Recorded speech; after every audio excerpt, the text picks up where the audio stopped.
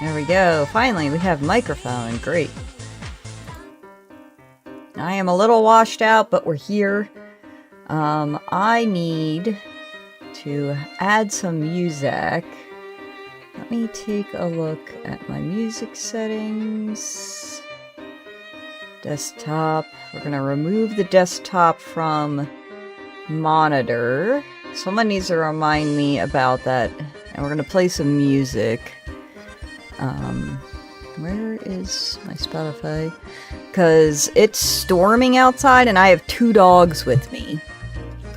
And they're both freaking the fuck out. Let me see if I can't. Why are you being a pain in my butt?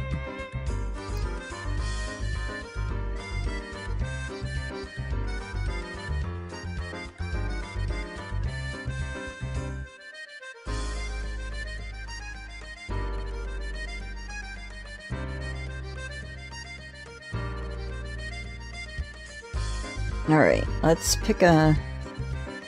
No, I don't want your shitty... That's like... Okay, don't ask me why that's not coming through my headphones. Let's... Where is... I don't hear either of that. Is my headset off? Nope, it was on.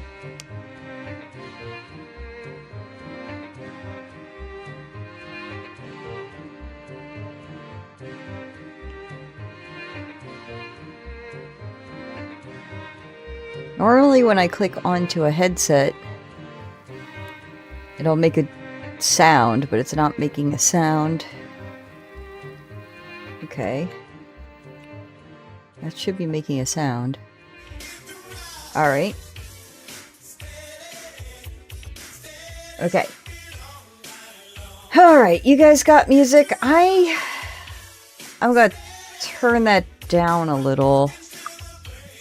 Because it looks like it's about as loud as I am. Y'all will have to tell me if that's too quiet. I don't know why this is on this playlist. I don't think this is the playlist that I'm listening to. Alright, there we go. So, we're gonna be seam ripping together. So... For those of you who are here on TikTok or YouTube, I do crafting streams occasionally, and I do those downstairs in my sewing room. Now, I have a rudimentary stream set up down there. It's on my 2017 laptop, which is, you know, the RAM's been updated, but it still ain't, like, fantastic. But, so, it is only connected to Twitch because I just recently did this multi-stream setup, and I did not set it up down there. So if you haven't seen me for like 2 weeks, it's because I've only been doing crafting streams, which is going to continue for a little while Dragon Con is coming up. Will I complete a cosplay for Dragon Con? That's yet to be seen. So if you want to see more of me while I do those, you're going to need to come over to Twitch. Unfortunately, fortunately. So that's just, you know, a heads up, for y'all. The reason why I'm upstairs right now doing this is because, I have 2 dogs with me and they're both terrified of thunderstorms, and we have a thunderstorm going on right now. And I have them in crates, but the moment I walked away from the crates, both of them started to freak the fuck out. So, in order to help ease their minds, I am upstairs here with them. But I do need to get this done if I have any hopes of completing anything anytime soon. And I was working on the seam ripping a little bit earlier today, but like, it's just very slow going. So, we're still working on it. just upstairs, which is not the best place for this, because the only thing I can do up here is seam rip. I can't sew. I can't piece an outfit together. So either one, we're hoping that this takes the whole stream, which is not likely, because I think I have 2.5 pieces, which is going to take me maximum of 2 hours to do. And so we're hoping that the thunderstorms will pass by the time I'm done and I can go downstairs and do this. Or, if that's not the case, we'll figure out something else. Because even if the thunderstorms don't pass, I can't go down there no matter what. Hey, Water Lily Faye.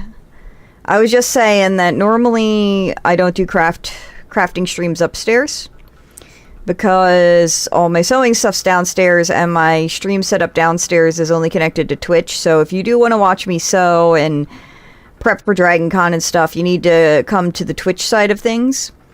And the reason I'm upstairs doing this is because I have 2 dogs that I'm dog sitting with me right now, and it's thunderstorming and they're both scared of thunderstorms, so I have them both in crates. But the moment I walked away from the crates and left the room, they freaked out, and one of them is in my crate, because I bought a crate for the dogs, and that's a soft crate. Like, it's got a wire armature, but the, like, walls and stuff are fabric, and she started pawing at that, and I'm like, I can't have you destroying this crate.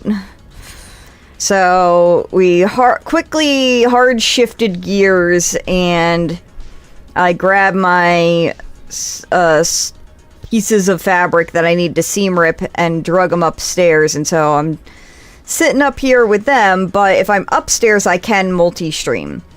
But if you haven't seen me for like 2 weeks, that's why, because I've been downstairs on Tuesday and Thursday sewing instead of being up here playing video games.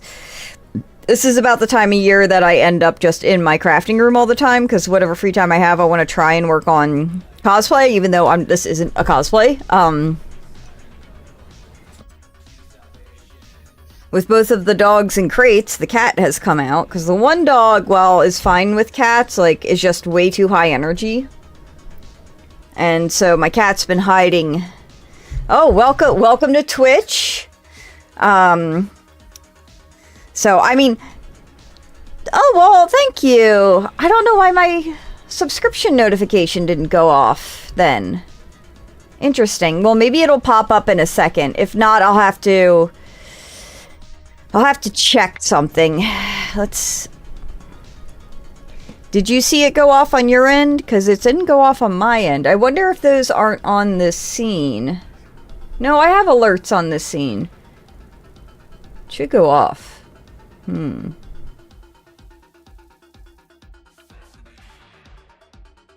Interesting. Alright, so we're gonna try and make me look a little bit more human whilst I'm here. Take this brightness down a little bit.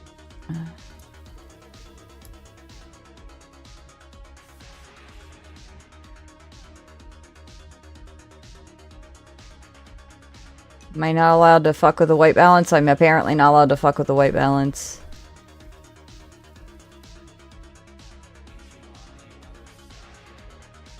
I have 2 alerts. One for a standard subscription and one for a Prime subscription.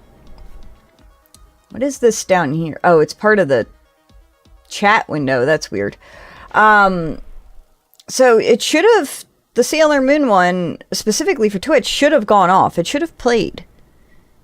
And I'm not sure why.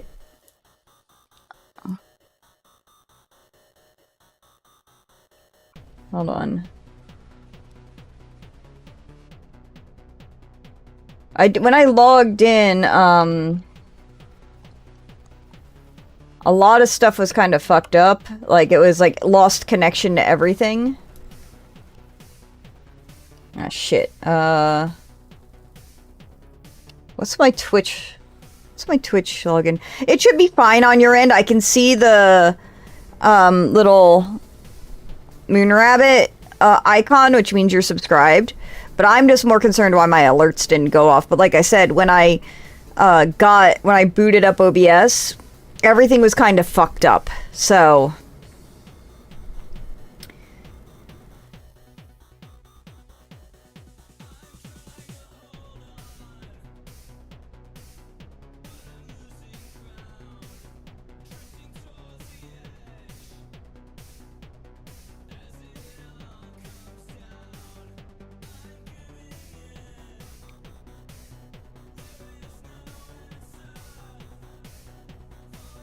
okay, that's what I thought.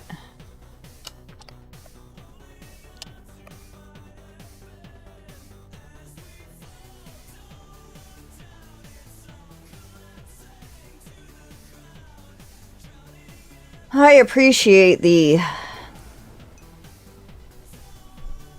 multi-factor authorization, but it does make shit a big fat pain in the butthole. God damn it. I was not done with that.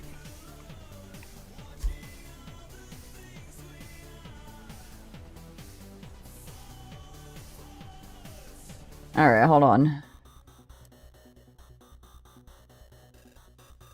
Add this dock. Alright, there we go. Oh, I didn't know it had an end. Well, I'm glad you finished the cat game. You can give me tips on it then. Because I'm pretty sure the way I'm doing it ain't great. I'm making a romper. Jesus fucking Christ, where is the bottom of my fucking skirt? There we go.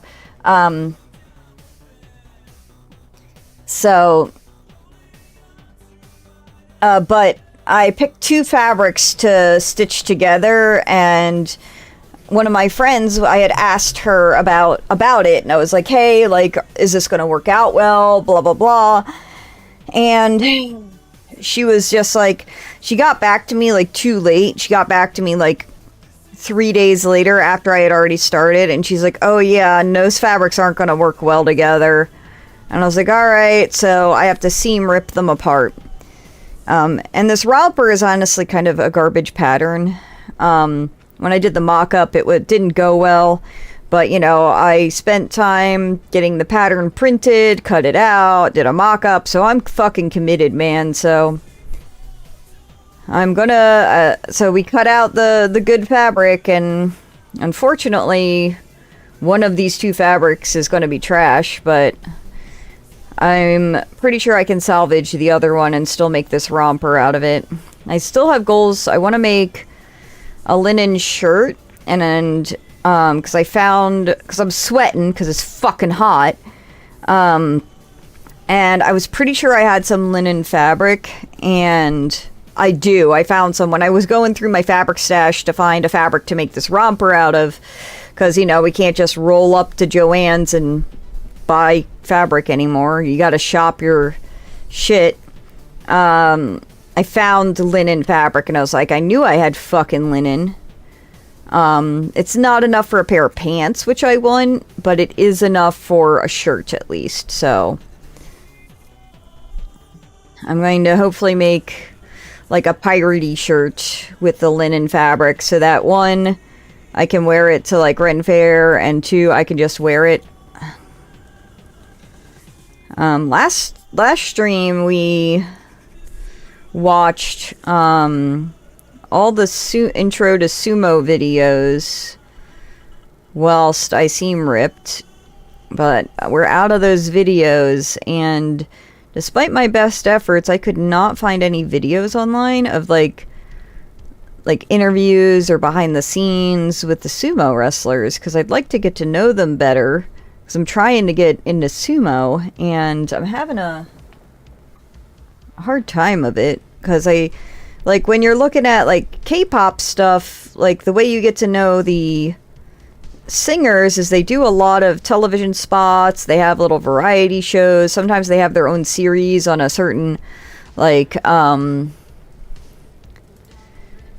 website and stuff, but or an app rather, but I can't find anything for sumo that's like that. I think, if I'm understanding correctly, like they're really big on like pulling that shit off of YouTube if they find it. Like the only things I can find on YouTube are like commentary on the matches, like someone talking about the matches, which I don't need.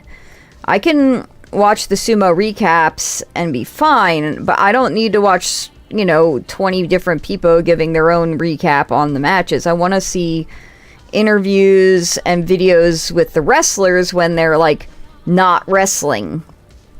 Like I want to see them when they're like going out and doing stuff and, you know, the publicity shit.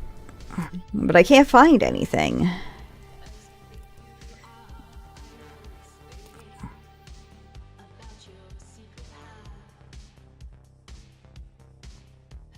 Come on. Fuck, man. I am like not in the right place for this. It's dark up here. And it's difficult to see what I'm doing.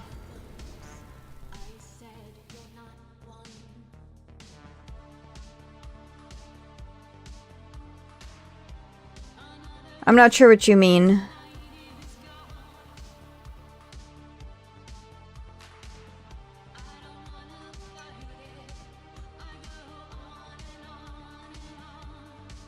This app I have is making noises every time you chat, which is one, annoying, but two, also kind of helpful. I don't think so, because, like, you get popularity in this stuff via the fans, and, like, you know, if they want sumo to survive, they have to cater to the fandom for it, and part of that is creating connections to the wrestlers, and the wrestlers want that because the more sponsors they get, that's how they get money when they win matches. And so if you want to continue to get sponsors, the sport has to stay alive, and for the sport to stay alive, you have to grow a new, younger audience constantly, because the older audience will die, and if they die, then like they're fucking dead, you know? You need someone to like the sport, so...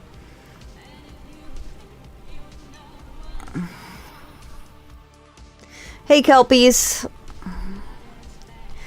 I don't think so. I need to see if that ping is coming through, like, on the audio, or... Because I don't want that in my VODs and stuff. I didn't realize... Like,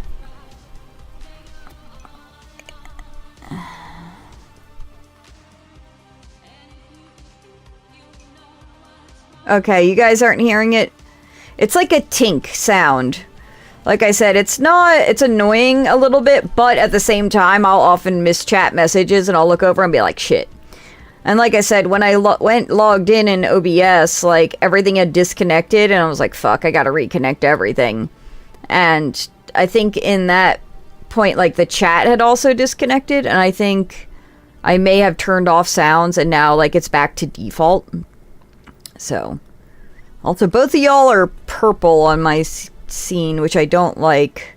I think it's because I have like, since I'm multi-streaming, it kind of rips away y'all's color choices, and it's, since you're both on Twitch, it's just like everything's purple. Like YouTube will be red. I don't know what color fucking TikTok will be. I don't think I've had anyone chat on TikTok. So that's a little bit annoying. Goblin Katie! Speak of the devil. Apparently, TikTok is like a... Not a red, but almost like a magenta-y fuchsia. Yeah, I can see. So the multi-stream app that I'm using, or I guess plugin. Oh, thank you so much for the rose. I appreciate it. I have, Twitch up on this monitor since I'm not playing a game, and I can see that you're like almost like a lavender, like a little darker than a lavender, Kelpies. Yeah, YouTube is red, it shows up Twitch as purple, cause obvious, and then it's showing up TikTok as like a pinkish magenta. Thank you! I've been growing it out in real life it's a little frizzy, and I'm like, oh no, my hair's like all shit from being dyed. But it's not like I re-dye. I only dye the roots whenever I dye my hair, and I think it's just like the Georgia humidity, to be honest. Well, thank you. I recently saw some of your updates on, I think it was Twitter, and I'm sorry about everything that's going on, Katie. I hope things will pan out for you. If there's anything I can do to help, let me know. I'm not sure what I could do, but if you think of anything, let me know.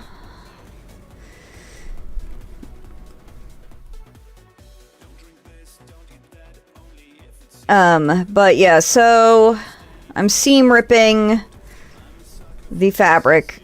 We have all the animals here. It seems like everyone has calmed down.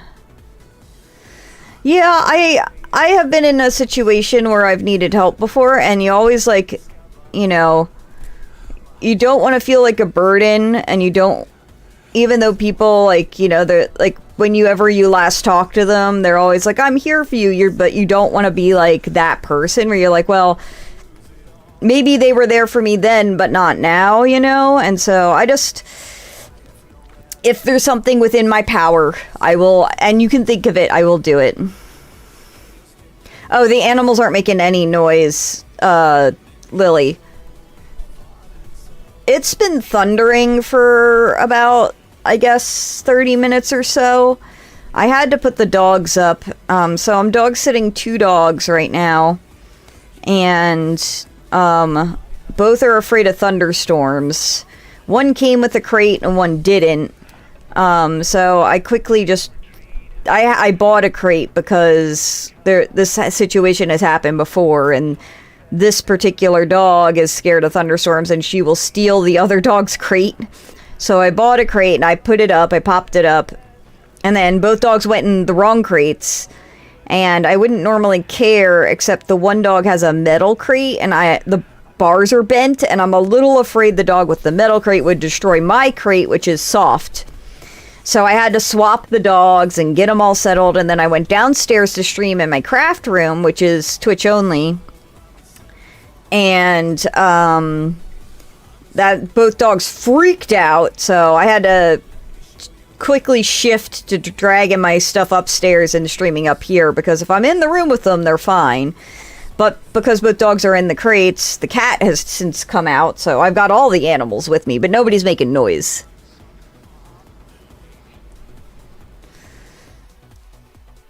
Yeah.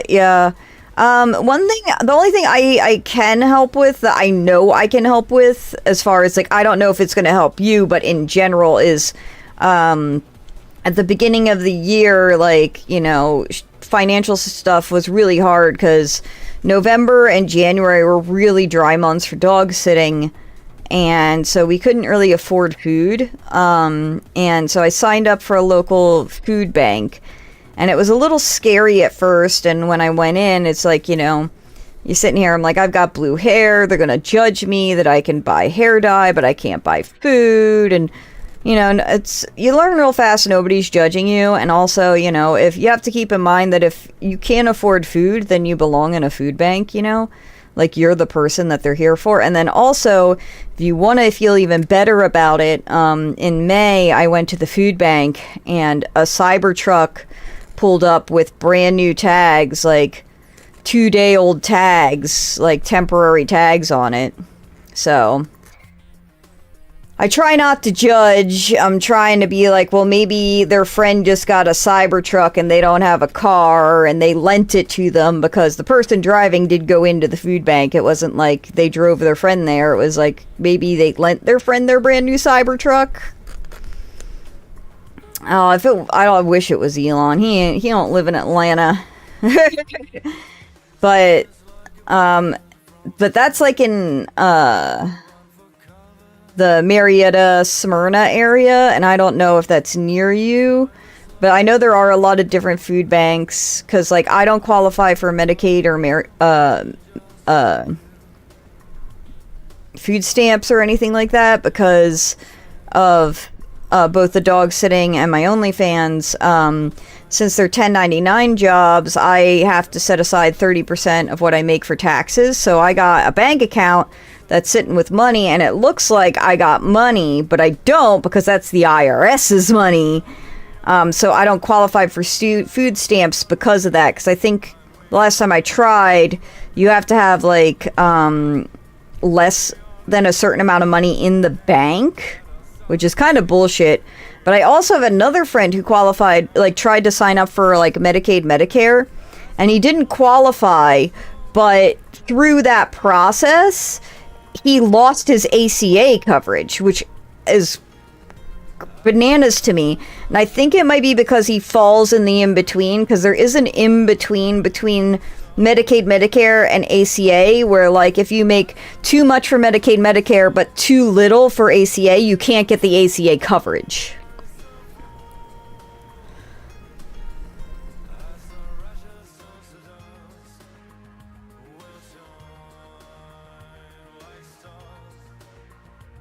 Well, that's great, Hutchinson's Creative. I'm gonna call you Lily if you don't mind, because you're Water Lily Faye on YouTube.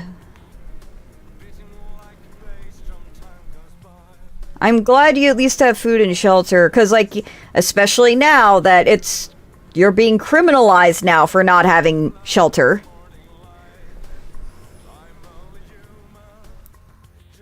Okay.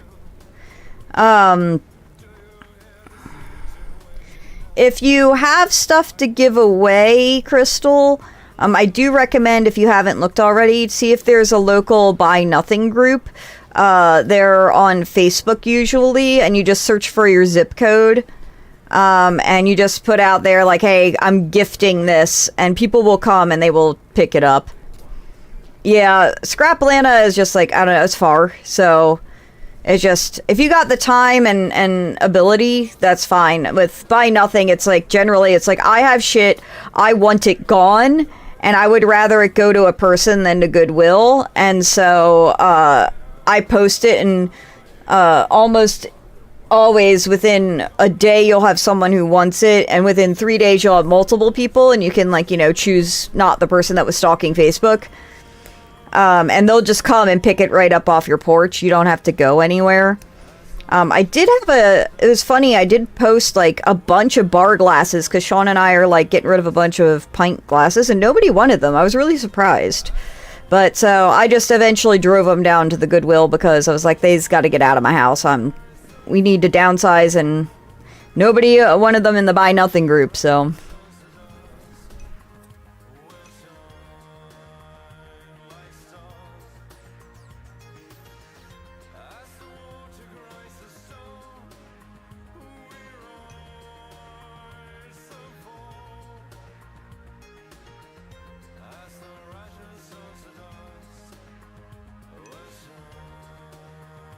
Wow.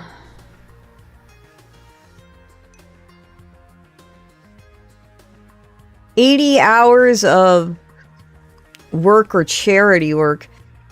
Yeah, so currently I do have the ACA insurance. Like, I mean, up until, you know, Georgia took it over, like, I was a very big advocate of it, because the major reason I wanted it, or up until recently, was that I wear contact lenses. I can't wear glasses. They give me vertigo. So I need vision insurance. And I would just sort the ACA by vision and get it. Because I'm like, if at the bare minimum I can get an eye exam like once a year and contacts for cheap, I'm going to get this insurance. But now, since 2020, I have found that, you know, I had insomnia, and I was like, let's get this shit taken care of, because when you can't sleep, you can learn real fast that you'll do anything to fucking sleep. And part of that was getting medication for my restless legs.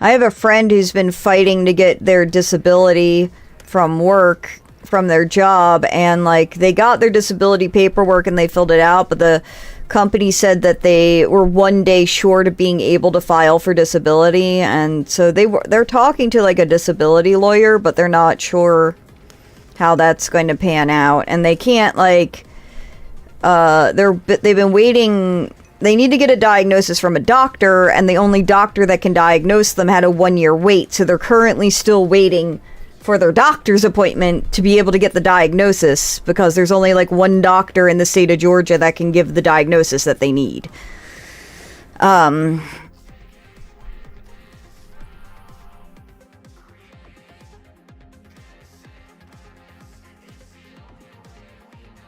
Yeah, so I've had restless leg syndrome since I was at least a teenager, if not younger.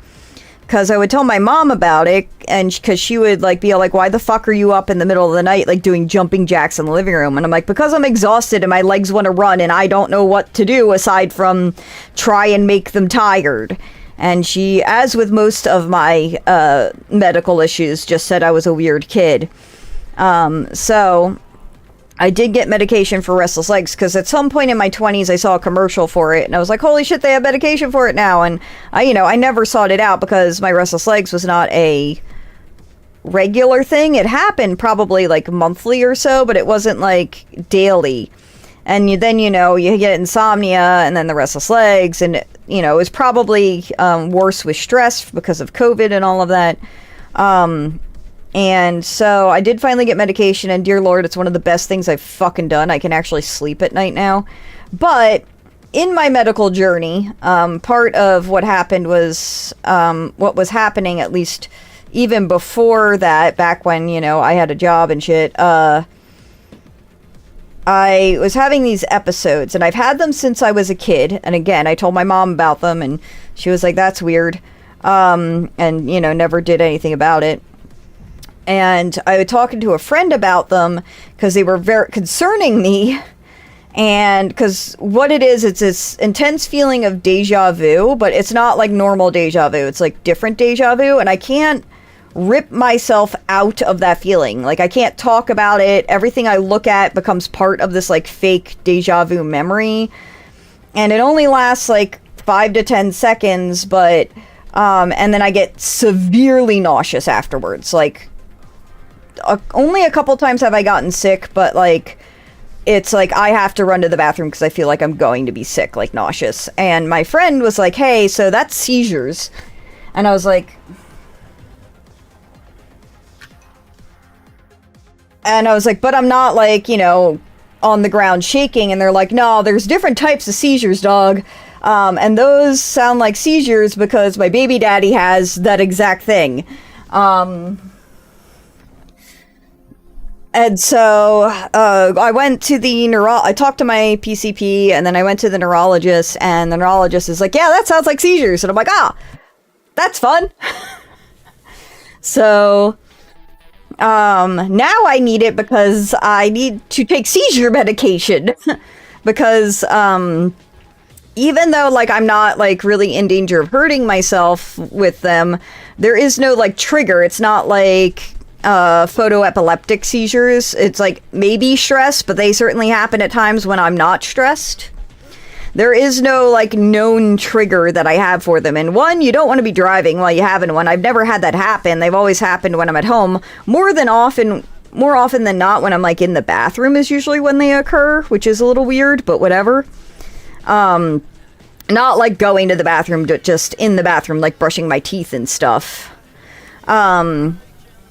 And for a little while, like, we were playing with medications, and like, it was a whole ordeal, but I'm now on a medication that appears to be working. And I say appears to be because one, since there's no trigger, I don't know if it's working or not unless I have a breakthrough seizure. And so far I have not had a breakthrough seizure on this medication.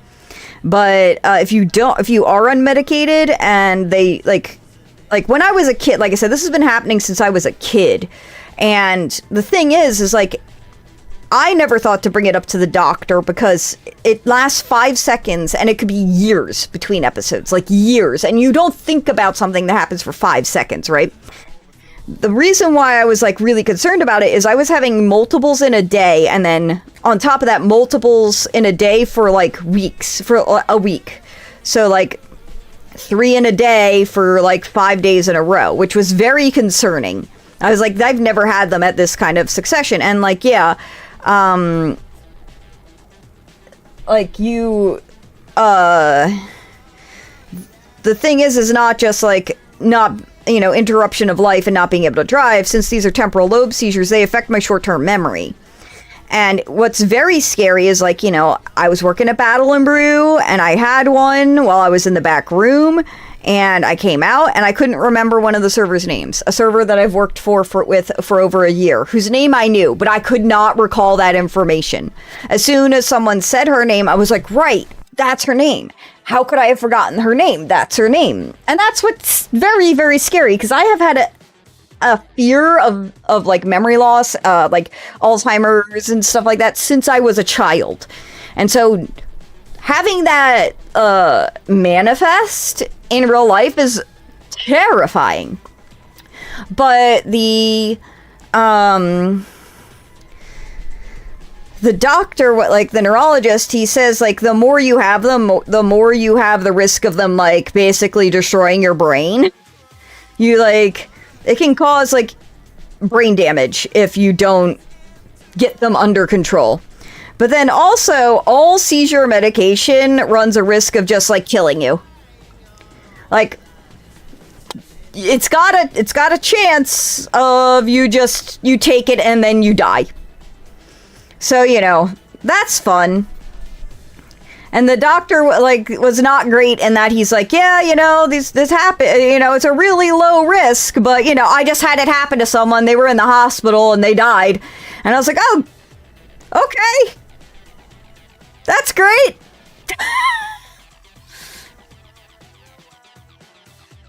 So, we started out on like, you know, they prescribed the most because it has the least like interactions, and I kept having breakthroughs, and they were like, you need to tell me when you're having breakthroughs. I was like, oh, I didn't know. I just figured I took it, and then like, you know, it's 6 months when we followed up, I tell you whether or not I'm having breakthroughs. They're like, no, you need to tell me like when it happens. And I was like, okay. And so I did that, but like when I had a breakthrough, my doctor wasn't there, so they had like, you know, the fill-in doctor deal with it, and they messaged me and said, oh, you need to go get tested to see how much of it is in your system. And I'm like, okay, but like the doctor said this is non-accumulative. Like I have to take it in the morning at night because it goes out of my system. It doesn't build up. And they're like, well, go tomorrow morning and get tested after, you know, it's all out of your system. I was like, okay. So I went and got tested, and they're like, yeah, there's barely anything in your system. We're going to increase the dose. And I was like, okay. So they increased the dose, or actually, back up. They started me on the one that has least interactions. That one I was having breakthroughs for. The doctor was like, well, why don't we try a different medication? Which one do you want to try? And he just started listing them all off. And I'm like, how am I supposed to fucking know? I'm not the doctor. I don't know what the side effects of any of these are. I don't know what the risks of any of these are. And then, so he was like, oh, well, this one's got these possible side effects. This one's got these possible side effects. And I was like, all right, well, what about this one? And he was like, all right, so that's the one I tried, and that's the one where I'm still having breakthroughs on, and that's the one where they sent me for all the blood testing, and then they increased my dosage. And then when, you know, 6 months later happened, I talked to the doctor, and he's like, yeah, I don't know why they did that testing, because it's not accumulative, but is it working with the increased dosage? And I was like, yeah. And he was like, okay. And when I had to make another appointment, they were like, oh, well, the doctor's busy for a year. Do you mind if you see the nurse practitioner? And I was like, that's fine. And I really liked her because she actually had a bedside manner and, like, seemed to be concerned. And I asked her if we could switch back to the original medication, but at a higher dose, because we never tried that, because it's cheaper, like, significantly cheaper.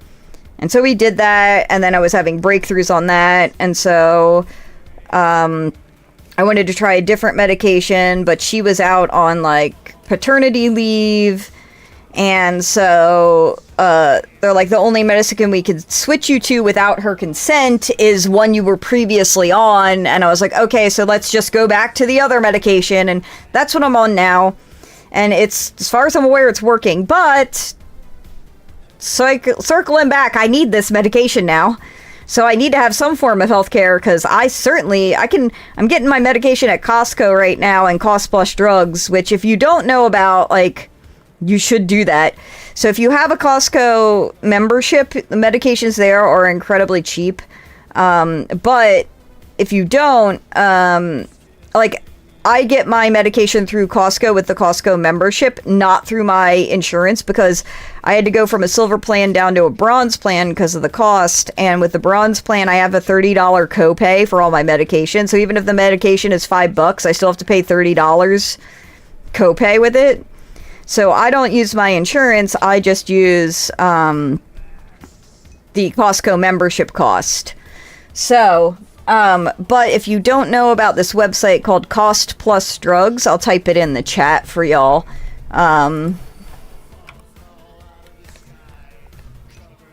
It's by Mark Cuban. And GoodRx is like, it's fine, but Cost Plus Drugs is you're getting the drugs at cost plus $7 shipping. So if the drug costs $3 to make, you are paying $3 plus tax plus like I think $1 or some change to pay for the people that run the website, and then $7 shipping. The entire cost is broken down on their website. So Mark Cuban is a billionaire that spent his money to make this thing so that people can get affordable prescriptions. And so you can you can go on there and you can check the cost of the medications you're currently getting. It used to be $5 shipping, but they just increased the shipping cost because of shipping rates going up. So it's just in your best interest that you get a bunch of prescriptions at once, so the shipping is good. Now, GoodRx only works if you don't have insurance. If you have insurance, it doesn't work. And it's if I had a prescription that's my lacosamide that might be $500, GoodRx might get it to me for $200. But if I get it through my health insurance, it's $30 plus $30 copay. So GoodRx is really not that good, to be honest. If you need GoodRx, just get it through Cost Plus Drugs, so it'll be cheap as shit. Or if you have a Costco membership, just get it through the Costco pharmacy. Now, you do not need a Costco membership to use the Costco pharmacy, but you need the Costco membership to get the Costco pharmacy pricing. Kelpies, can you do me a solid and not use italices or anything like that? Because on my multi-stream chat, it shows up as the same purple as your name, and it's really difficult to read. Just write it out normal text. Well, yeah, because you live in a fucking civilized, society, unlike America. Well, your insurance might be different. So I went on my health insurance website, because I have health insurance through Ambetter, and you can actually look up the price of your medications in all of the pharmacies that they cover. And I was getting mine through Kroger, but I found out that initially, when I had a silver plan, that the cost of my medication was actually 40% cheaper at Publix than at Kroger. So I just switched all of my prescriptions over to Publix, and that was fine. It wasn't worth, the Cost Plus Drugs was cheaper than the Publix. It wasn't really worth it for me to pay the shipping and wait. But then once I got dropped to the bronze plan and I had to pay $30 copay for the prescriptions, that's when it finally became worth it to go back to the Cost Plus Drugs website. I did switch 2 of my medications to Costco, not because Cost Plus Drugs is more expensive, but because with my seizure medications, since I need to take 2 of it a day, I'll often not realize I need more until like I only have a week left, and I need to be able to get it like right away. And with Cost Plus Drugs, the shipping is a little slow, and given it will remind you when you need a refill, but I'm just bad about it. So I wanted to have my my seizure medication to be able to go and pick up. And while Costco is a bit of a hike, I'd rather be able to just go and grab it at the store than have to hope that the shipping gets here in time, you know?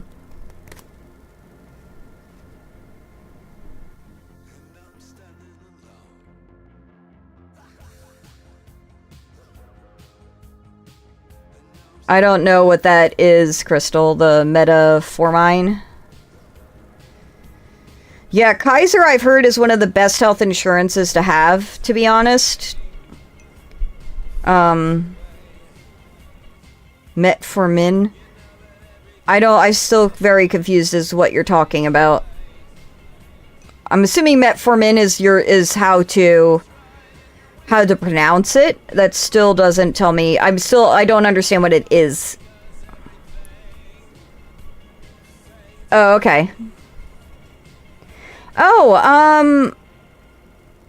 I just saw someone talking about that in a Discord I'm in.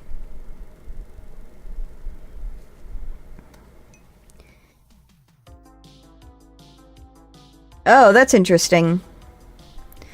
Well, like I said, you can check out Cost Plus Drugs, see how much it is there.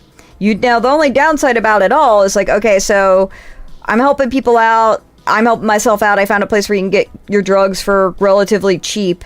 But the problem is, like, you still need a prescription. You still need a doctor to give you a prescription, which means you still need to have, like, a doctor to do this for you. Now, with my seizure meds, I can't just have it's not like a PCP who can just, like, you know, renew it for you because they actually give a shit. I am required to come in once a year to, be able to continue to get my medication for the seizure medicines. So even if, like, for some reason, like, I lose my health insurance and my PCP is, like, kind and will continue to renew my prescriptions without me coming in, I cannot do that with, like, I just can't, like, do that with my seizure medication. I will have to come up with the, like, you know, $400 to $800 to see the neurologist, to be able to continue getting my seizure medications. Because this is the sad part of, you know, this is America. I've been, like, looking at my medications and being like, okay, well, which ones of my prescription medications can I live without?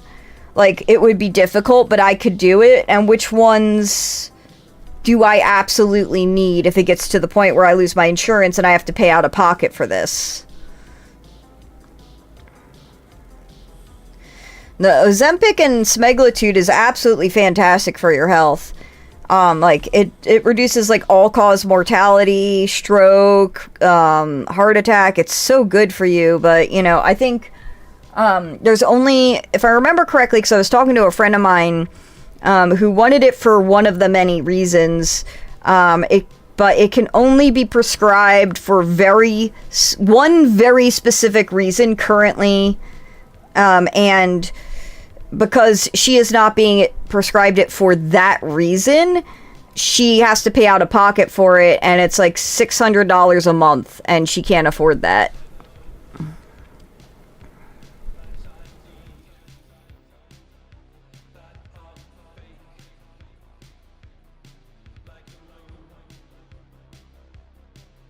Yeah, if it wasn't for Sean's job, we wouldn't be eligible for the ACA because, I don't think since I'm technically self-employed, I don't qualify for it. One of us has to, be having, like, a W-2 job to get it, and if we weren't married, him having it I wouldn't be able to get it, because it's the only reason we're married is... The only reason we can get it is because I can get it is because we're married. yeah. So, yeah, exactly. And my friend, like, I forget the reason that she needs it, but on top of that, she is, like, overweight. Like, could use it for the weight loss function. But because I don't even think it's prescribed for that, that it's covered. Like I said, it's like, I forget what she said the reason was, like, that she needed it, because it does have a variety of other things it can do, aside from weight loss. And I have another friend who is taking it for weight loss, and he was buying it out of pocket, but apparently, like, there was some sort of deal that, like, you know, where they couldn't, the manufacturer couldn't produce it fast enough, and so there was a deal out where the pharmacies could self-produce it until they, like, you know, got their shit under control, but now they've got their shit under control, and the pharmacies are no longer allowed to produce it, which I think means that, like, my friend can't buy it out of pocket anymore. You have to have a prescription now in order to buy it. So he says he's got enough, like, the pharmacy has enough to provide him through the end of the year, but after that, like, who the fuck knows? And this is why, like, Kelpies, you'll see a lot of Americans trying to get the fuck out of America, because we want to be somewhere else, and, like, so if you got a hookup where, like, I can get some sort of job over in Scotland, you hit me up. I finally got my passport because, you know, shit be shitting, and I want to be able to have my way out of here, and so my husband can stay here and keep the house. I'll go out there and work my way into a citizenship, you know? If y'all speak English, so that's a step in the right direction. I'll have to, like, you know, learn Chinese or something.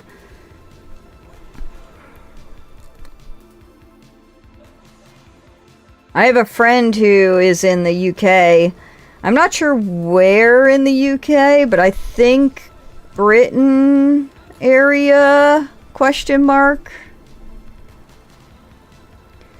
So, I got friends overseas. I just gotta figure out how to get a job.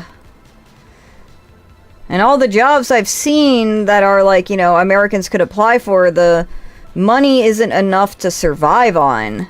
And I'm not really sure how, like, I'm supposed to, like, have a house and afford food with the money that they're willing to pay for someone to have, like, an overseas job. And, like, I went the wonderful route of getting an art degree, so it's not like I have easily transferable skills.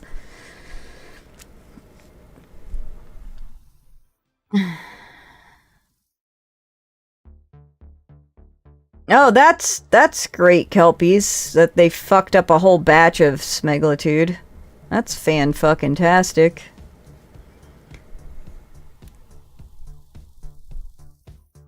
I know very little about that, Crystal, so, I'm not really sure, like, what, like, GLP-1 and all of that, and the PCOS. I'm sure you've explained it to me in the past, to be honest, and it just don't stick. Other fun things I have going on, my hands hurt so bad that my skin hurt, and it prompted me to make a doctor's appointment, and I got x-rays done, and apparently I have very early rheumatoid arthritis, which I anticipated from 1, playing video games, 2, drawing, and 3, sewing my whole life. And crafting, a lot of hands heavy and, you know, stuff.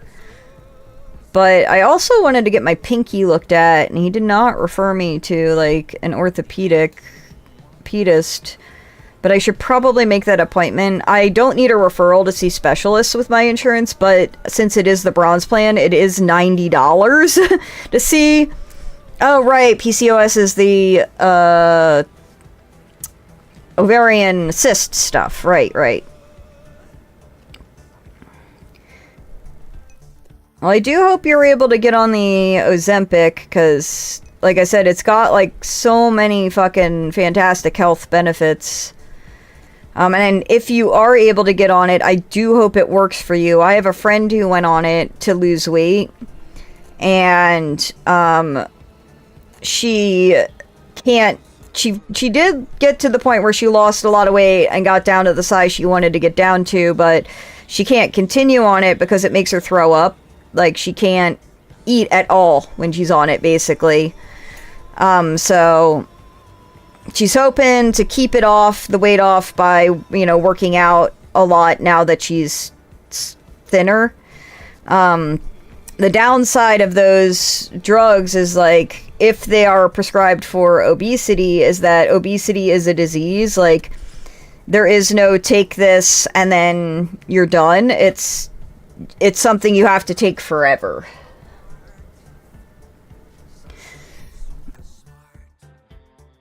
Yeah, $90 for, like, when I had the silver plan, it was only like $50 for a specialist, but because I had to get the shittier plan, so Kelpies, I know this is like all weird and stuff, for you, but like, and I don't know how much you care about how it, like, the American Care Act works, but as frustrating as it is, at least I can afford health insurance with it. Like, it was a step in the right direction for our backwards country. But the problem with it is what it does is it analyzes your income, how many, like, adults versus children are in your household, and then says, okay, well, if you're making this much money, we're gonna help you out with this much money. So instead of health insurance costing you like $4,000 a month, it'll only cost you $300 a month. But where that fails is it doesn't account for the cost of living. So it doesn't account for the cost of your rent. It doesn't account for the cost of your water, your power bill. It also does not account for your debt. So if somebody, which is a very real thing that it needs to account for. So if you have student debt, if you just have credit card debt, it doesn't account for all of those payments, which is the problem with it. But to that extent, if you get a raise or a promotion at work, or you get a second job, the ACA is like, oh, you're making more money, which means you don't need as much help with that health insurance. So now, instead of the insurance that you had that was costing like $275, now that insurance actually is going to cost you $675. So that's what happened to my husband and I. He got a second job where he started making a little bit more money so we could, afford better stuff like, food and shit and pay our bills. And the insurance was like, oh, well, now that you're making more money, this plan you had, again, that was like $275, well, now it's $675. So I had to drop down to a shittier plan, to the bronze plan, that is still more expensive than the previous silver plan I had, but it's more affordable than, like, a double price hike. So like I said, previously it would have been $50 to see a specialist, but now it's $90. So it's a matter of, like, do I have the money? But also, with the changes in the ACA that are going to be coming into effect next year, I should probably do it this year, because I'm not sure if I'm going to have insurance next year with all the changes that they're making.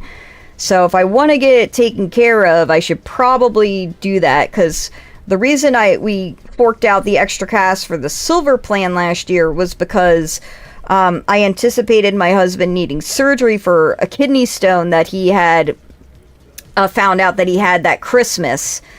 So I was like, you're probably going to need surgery for that. And also, I wanted to get my tubes removed because, I haven't wanted children since I was a child.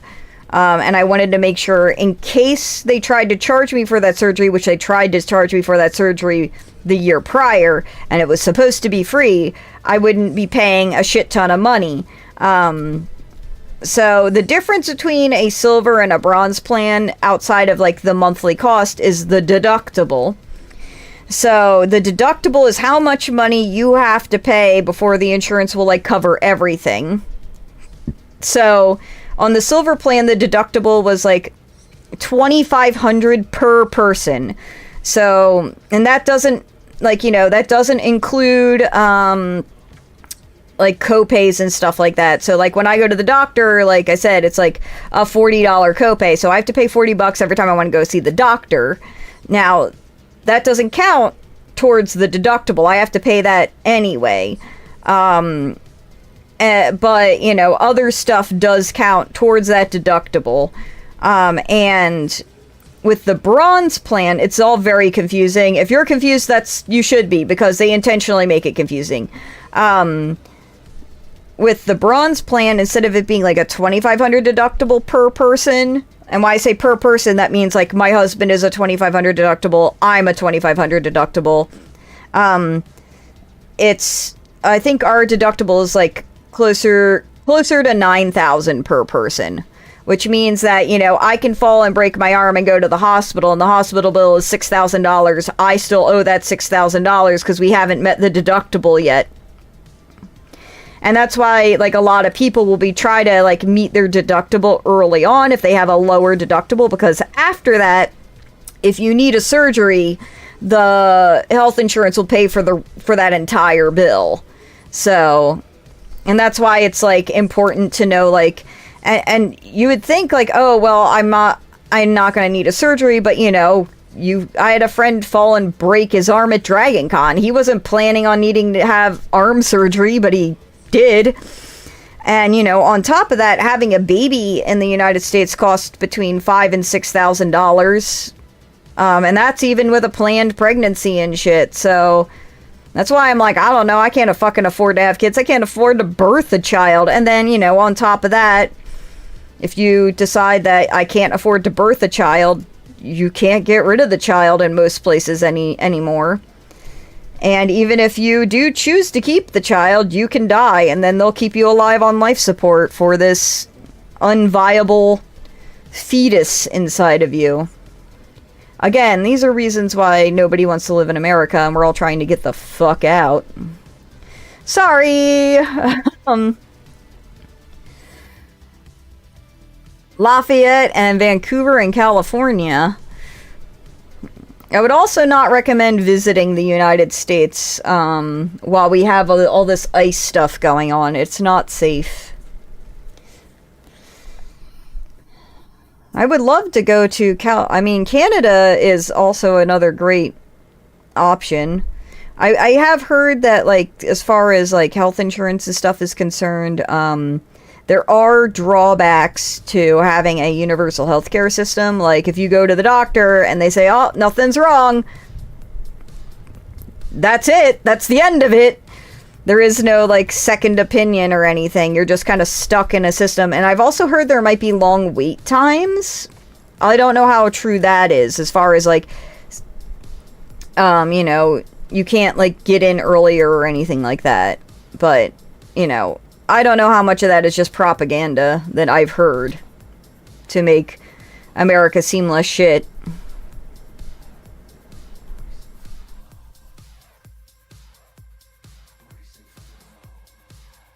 Oh, fuck.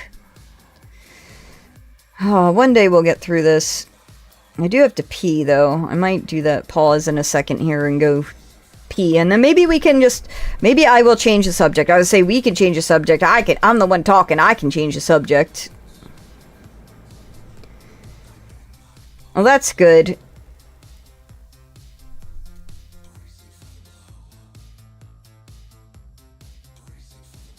I'm just like, man, imagine the amount of money I could have if I didn't have to pay for doctor's visits. I try not to go to the doctor, and I also try, you know, to keep track of, like, all the shit that's wrong with me, so that when I do go to the doctor, I can, like, yell, like, alright, here's the list. And this one got all fucky. Down here. Can I finagle that?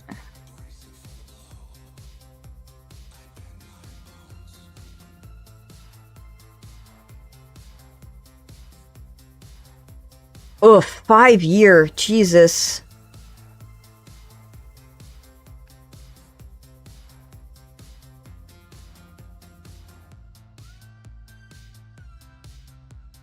I thought my friend has POTS, and they've been waiting. They're waiting a year for the only doctor that can diagnose them with POTS in Georgia. And shit, man, 5 years though. I thought like waiting, like when I try to get appointment with my primary care physician, I have a 6-month wait. It's 6 months before I can get in to see him. I was very surprised. Like, he always is like, well, you can always do a virtual appointment, which I don't like doing just because I can't book a virtual appointment through my chart. I have to book it. I have to call the office to make a virtual appointment, and I don't like doing that. But I did that when my hand was hurting, but they called me and said, hey, you can't, like, do a virtual appointment for your hand. He has to see it. And I was like, oh, okay. But they were like, can you come in next week? And I was like, next week? Yeah, I will figure out a way to make that happen, because when I tried to book an in-person appointment online, it was 6 months. So if they magically made an appointment happen next week, I was going to go.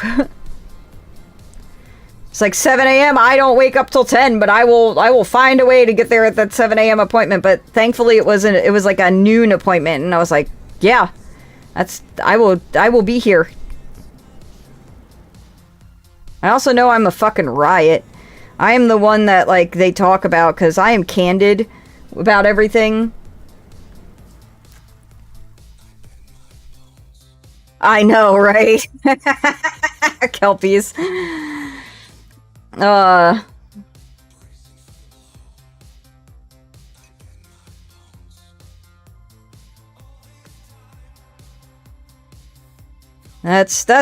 That's great.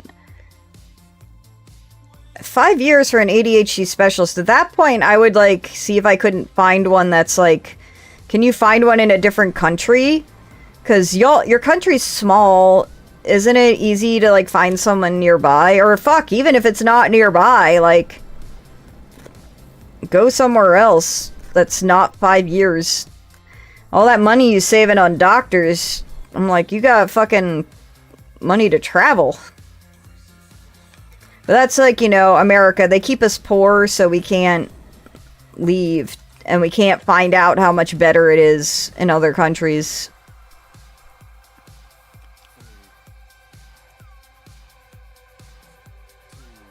They lock us in with our poorness.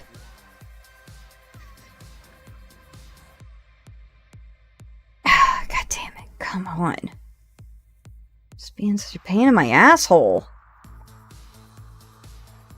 The fucking videos online, they're like, just pull out this top stitch, and then you can just pull it and it'll come out. And I'm like, in what fucking world? Because it's not doing that here.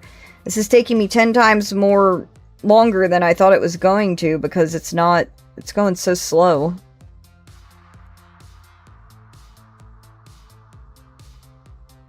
That's garbage. Is there any way, like, in the meantime, you can just, like, get ADHD medication? Like, 5 years is a very long time to wait for that. Can you not just, like, find a doctor that'll just give you medication and get the diagnosis later? Because all you need to do is, like, stop taking the medication and your ADHD comes back, and you'll, like, if you forgot what it feels like, you can be like, ah, alright, this is awful. That's not great. Caffeine really, it can only do so much, you know? And it's not, like, the same as what the medication does. I've seen, like, videos on it where it's, like, the caffeine, it helps, but it's not good.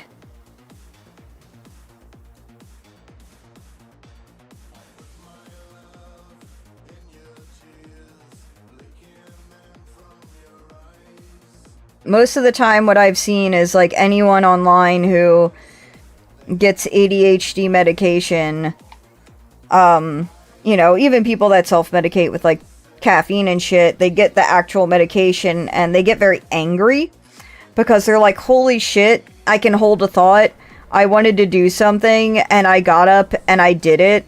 And is this what it's fucking like to not have ADHD? Like, I'm so angry that the rest of you can just function like this all the time. And, you know, they're like just so pissed about how easy it is to live life. And I guess to that extent, like, also angry they didn't get medication sooner.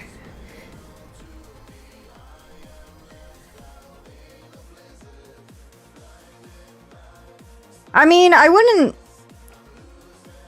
I mean, there is a certain level of that, but, like, at the same time, like...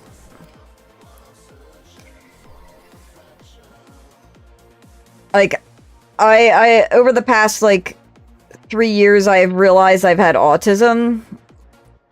And it just... Well, it's not, like... You know, there is no cure for autism, like, or anything like that. It just kind of, like... makes things make sense. Like, you know, I've learned how to function in this world. And the weirdest thing is that most people are like, yeah, I have autism and I've masked for so long, I don't know who I am, or I'm unmasking and it's difficult. I don't think I've ever masked. Like, I was not raised really... Like, I think, like, there is obviously some minor level of masking, which is, like, just figuring out how things go and just doing it that way. It's like a puzzle. But for the most part, I've never had to, like, pretend to be someone else. And even when I have been like, oh man, I really want to fit in, I want to have friends, I would try and then just, like, forget that I was trying to pretend to be, like, normal. And then, you know, it would last, like, an hour, and then I would have completely forgotten I was trying.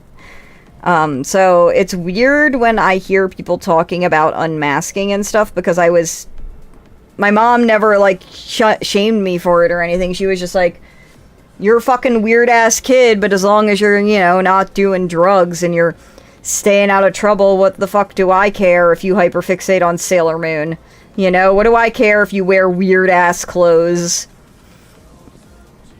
What do I care if you listen to the same song on repeat for, like, the next 3 weeks, you know?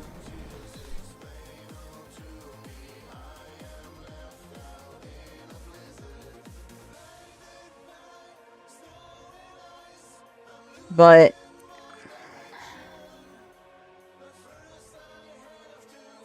I think, one of the things that that was interesting...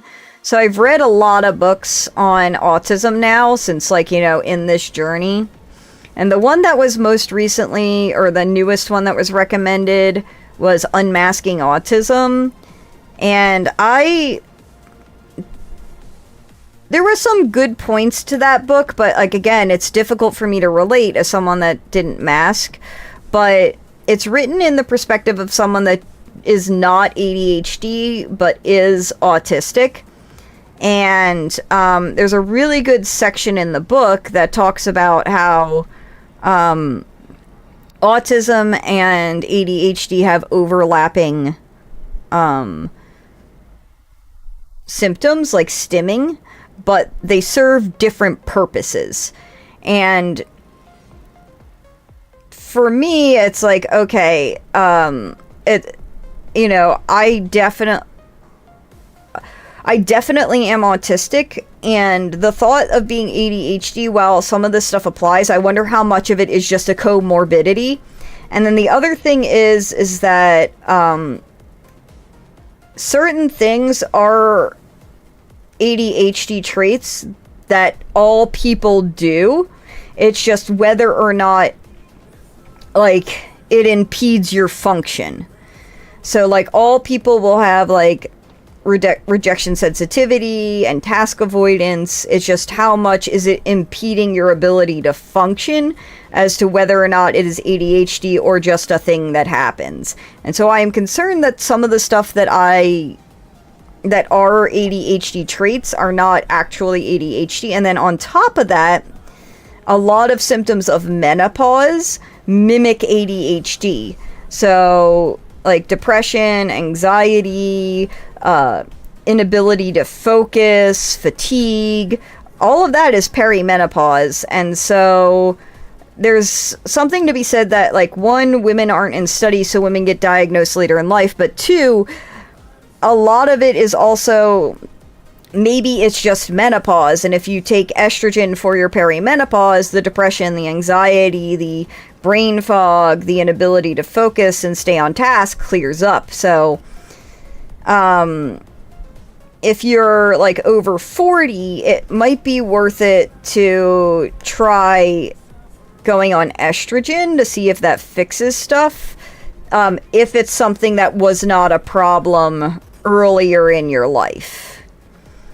And then on top of that, for someone like myself, I turned 40, like, I think, in 2021. So it's like a matter of like how much of this is a result of the loneliness of the pandemic, how much of this is perimenopause, how much of this is just me changing, or a long COVID symptom from having gotten COVID.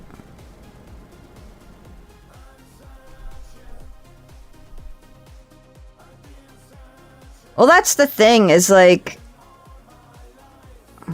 when I was seeing a therapist, they thought I had ADHD, which to me seems interesting because the autism is far stronger than the ADHD in me. And I think it might have been because they're ADHD, and so they were seeing themselves in me. And if I do have ADHD, like, and autism, the autism is significantly stronger than the ADHD. So, Sean believes he's autistic and ADHD, but with him, the ADHD is significantly stronger than the autism. Because for me, I'm the one who's having mental breakdowns because the house is a mess and things aren't in their right places. Like, literally mental breakdowns. Like, crying, unable to control myself, screaming, like, mental breakdowns because shit isn't in the right place. I'm the person that plans the vacation. I plan out every hour of every day with budgeted in free time in case shit goes wrong. And if we go off plan, I freak out because I didn't plan to go off plan. Like, there's budget in free time, but we can't, like, just choose to do something different today. Like, we have this on our thing, and, like, if we get there and it's closed, there is a mini freak out because I'm like, well, now the next 6 hours are all fucked up and I have to replan shit. And, like, if he shows up and he's like, hey, do you want to do this thing on Thursday? He gets deer in the headlights as I'm just constantly trying to scramble my schedule to make shit work. Like, I don't like change. I don't do well with change.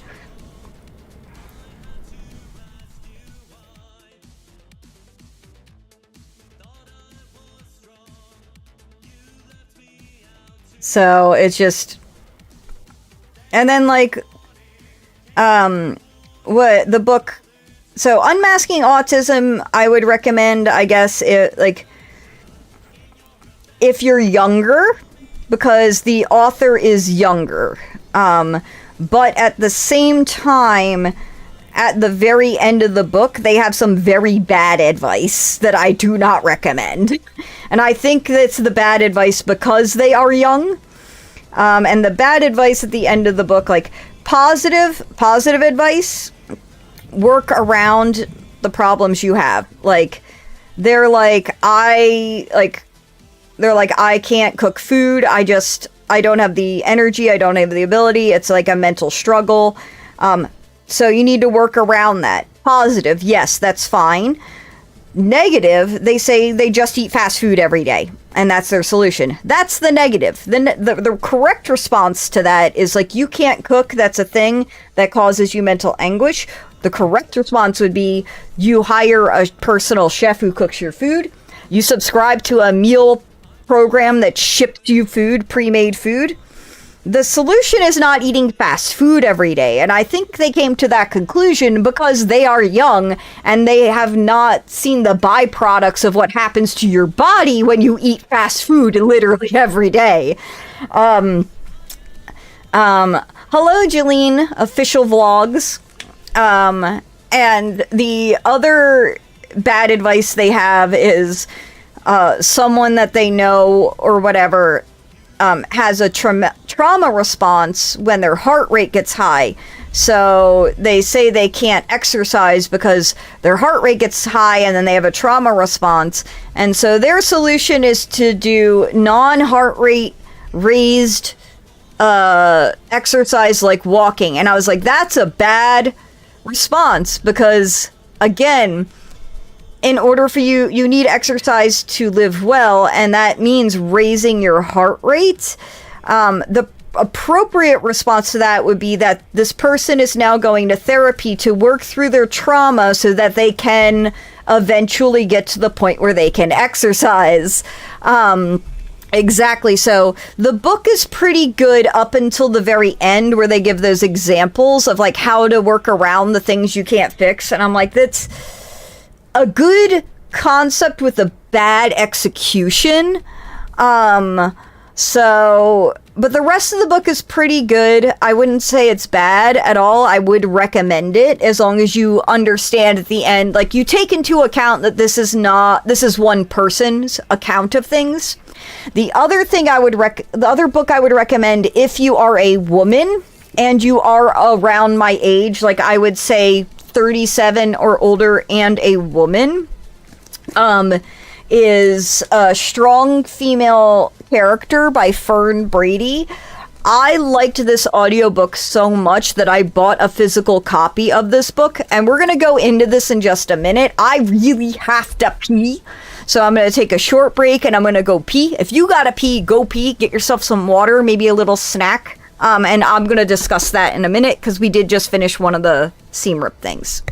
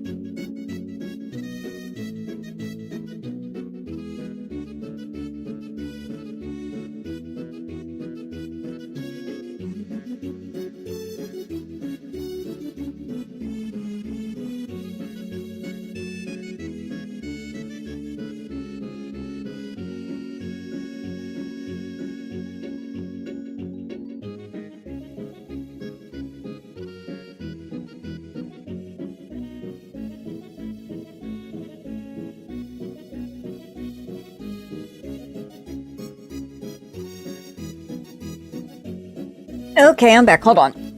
Let me put my headset back on.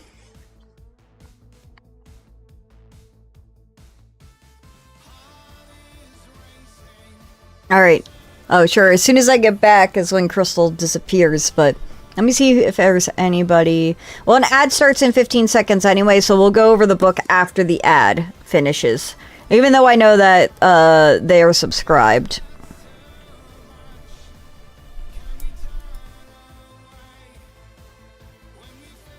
Alright.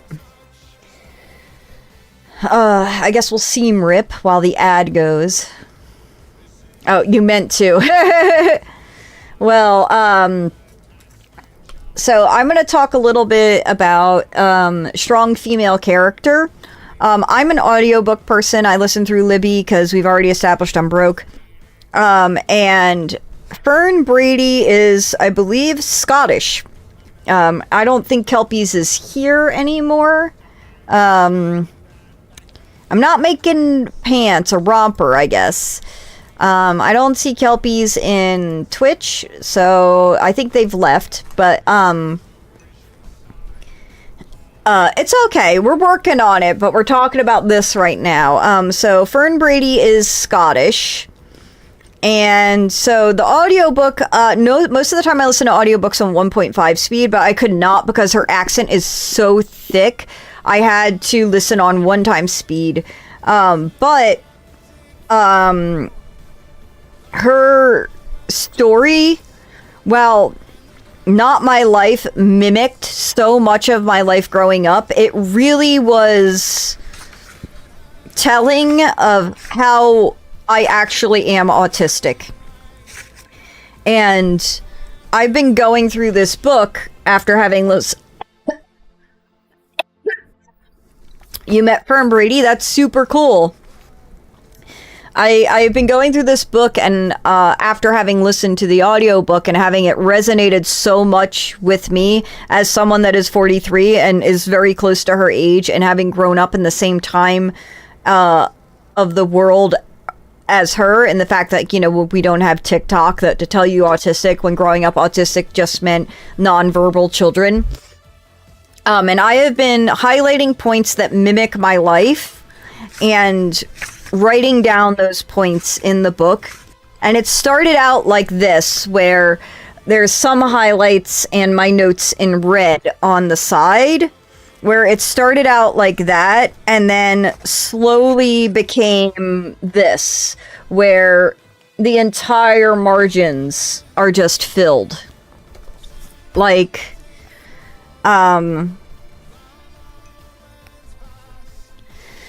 just how much of this mimics my life growing up, and this is what really kind of put the nail in the coffin that I am autistic.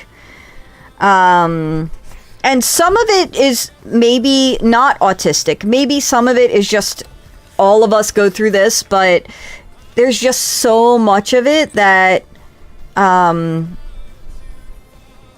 is parallel.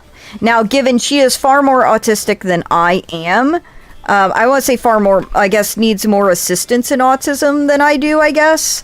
Because I don't have the aversion to people the way most autistic people do. I like being around people. Although now, later in life, it is very, specifically being in a group of strangers as opposed to being in a group of friends, it does create so much social anxiety. But so, like, in the beginning here, it says, what I have highlighted is, the public perception of autistics is so heavily based on the stereotype of men who love trains or science that many women miss out on diagnosis and are thought of as studious instead. So women get missed out because they're just studious instead of, like, loving trains. There was no such thing as someone who studied too much, even if they did give themselves a nervous breakdown in the process. I had to calm myself down with hours in my rocking chair, and instead of in a rocking chair, like was her stim.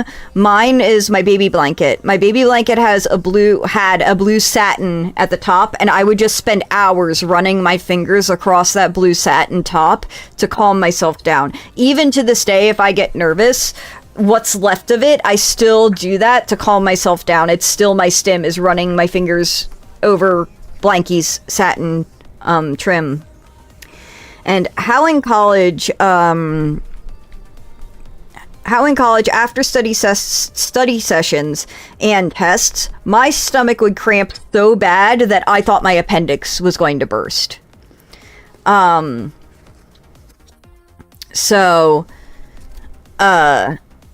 Like, and that's like where, like I said, boys get diagnosed because of trains, but they're like, women give themselves nervous breakdowns in the process because of how studious they are. And with me, it was just intense guttural stomach pain after studying and tests to the point where I thought my appendix burst. And I even went to the nursing college, and they're like, actually, there's like a little gas bubble on the left-hand side in your large intestine. And when you're stressed out, gas will build up there. Oh, Blankie? No, God, no. She's way too precious for that. And I was told by my mother that Blankie once had pink satin on all four sides, but before the age of like 5, I guess, that had all ripped off, and my mom had sewn on a blue satin on one side for me. And that's all I remember is the blue satin. And now Blankie held up pretty well for a while, and then within the course of like 2 years, she just degraded rapidly. Probably because I was using her a lot more than previous due to stress. And so I got some blanket binding, and I sewed a satin strip on the good side of her that wasn't shredded, but it doesn't feel the same. And so, like, I still use the scraps of what's left of her, because it doesn't feel the right way, the new stuff. And I have some other, like, oh man, I didn't even write down the stuff. Misinterpreted my shyness as coldness, and my almost constant overwhelming anxiety as anger. My loud, hoarse voice sounded stupid and was interpreted aggressive. Almost every single person I have met said that when they first met me, they thought I hated them and I was angry at them. And that has never been the case. I simply, I guess, have resting bitch face. And Crystal, I don't think I've ever met... I mean, given when I met you, you were bubbly, but I don't... Your customer service face is on all the time. I have never met you at a point where you haven't, like, been cheery. Other things, here. The gorgeous weirdo. Oh, you you thought I hated you. But that's the thing. Yeah. So, and I'm like, no, I have resting bitch face, and I have no opinion of... Like, I can't hate you because I have no opinion of you yet. I don't know you well enough to have an opinion one way or the other. And it's like, the gorgeous weirdo. That's me. The fucking freak that's pretty. Flipping out at home and destroying my furniture. I have kicked holes in walls and indoors, and I have destroyed shit when I have had meltdowns. Trying to stop a meltdown feels similar to trying to hold your breath. Even if you can hold it for a while, eventually you have to resurface. Boyfriend walked over and hugged me tightly. Firm touch. It's supposed to help. I had a meltdown, and my parents assumed it was a tantrum. And my note here is, as a kid, I would regularly have tantrums, especially before bed. I'd scream and cry and bang on the door until I'd fall asleep there. All of my emotions were at 100%. And that's, I think, the biggest thing is, like, people think autistic people have no emotions. It's like, my emotions are either 0% or 100%. I feel everything at, like, such intensity. And another book mentioned women or girls pick at their cuticles. I have always done this, and I've been unable to stop. The knee bouncing, tugging at my earlobe in class. I've tugged at this earlobe, my left earlobe in class, so much that it is longer than my right earlobe, to the point when I got my second earring pierced, they thought that the ear piercer who did the first hole pierced me uneven. But it wasn't that they pierced me uneven, it's just that in class, since I was writing with my right hand, my left hand was tugging at my ear as a stim the entire time. And then things like clicking pens, and constantly moving and being yelled at for it. Like, it's something I was just, like, instantly aware of, recently. Like, I went out to an event, and as I'm sitting there waiting, like, I rock. And it's like, now that I am aware of the autism, I am aware that everyone else around me is sitting perfectly still, and I am the only one rocking, and the only one moving. And it's like, I always clicked pens until people yell at me for making too much noise. Like, constantly stimming. And to this day, I still pick my cuticles, like, incessantly, to the point where, like, my thumbs, the skin on the side of my thumbs doesn't connect anymore. It's just nail and skin, because I've picked at them so much, and even today I was picking at the sides of them. And, like, on this page, it's, I had meetings where the producers seemed to think I didn't like them because I asked what the point of the meeting was. I had to be pulled aside at work for being too mean or blunt, for asking the point or the direction of things. I was told that I needed to learn pleasantries. Oh, I'm sorry the storm's rough. I did hear thunder, but I have the headset on, so... But yeah, it's like, I've literally had someone pull me aside because I was too blunt, because I just wanted to get back to work, and I'm like, this meeting is taking forever, so I'd be like, can we lay things out in simple terms so I can get my shit done and go back? And they're like, they pulled me aside. I said it was too mean and I needed to learn how to be pleasant. People lied and said things they didn't mean all the time, or said one thing but made little bitchy faces to each other that meant another thing.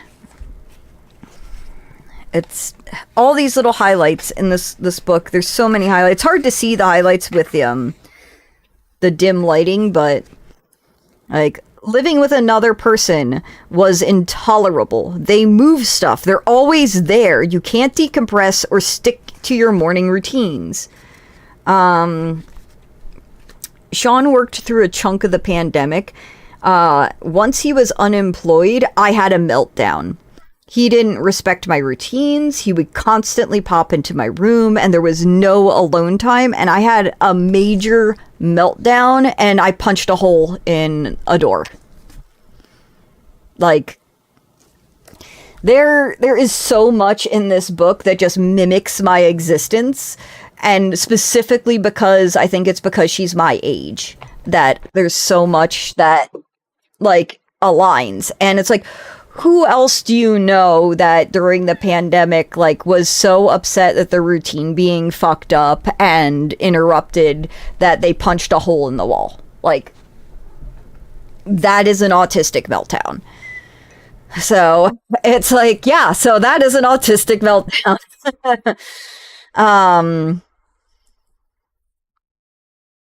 I'm looking to see what other playlists we can listen to.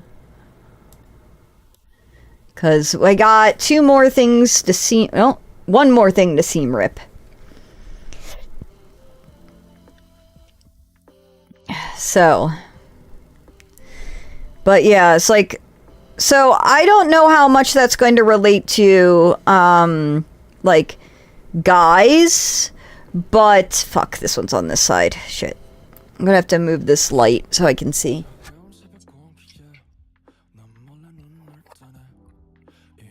Okay. Some of them I surged on, like, the quote-unquote wrong side, like the black side of the fabric, and so it's very difficult to see the black thread on the black fabric to be able to seam rip it. So I have to adjust the light. Sorry, we're like mood lighting. Well, that's the thing, is like an autistic meltdown is never internal. It's, or at least as far as I've read, it's always external. It's whether or not other people see it. And like, most of the time, like, unfortunately, it's things like, you know, as an autistic individual, I have routine, everything has a place and everything belongs in its place, and the longer the house is a mess and the longer shit doesn't get done, the more and more stress I feel and the more and more it builds until I have a meltdown over it. And it seems silly and it seems stupid, but I will have a meltdown because the bathroom's not clean. Because I've been watching the dirt build and build and build for like 2 weeks, 3 weeks, and then I can't handle it anymore. I can't fucking handle the mess. Because the stress has been there for 3 weeks as I'm watching it get dirtier and dirtier and dirtier. It's not like, oh, the bathroom's dirty. And the problem is that people with ADHD, like, that's the thing. They don't notice mess. They don't see mess. They don't see the bathroom getting dirtier and dirtier and dirtier. So to them, it just doesn't exist. But to the autistic person, not only does it exist, but it's been existing for the last 3 weeks, and I can't handle it anymore.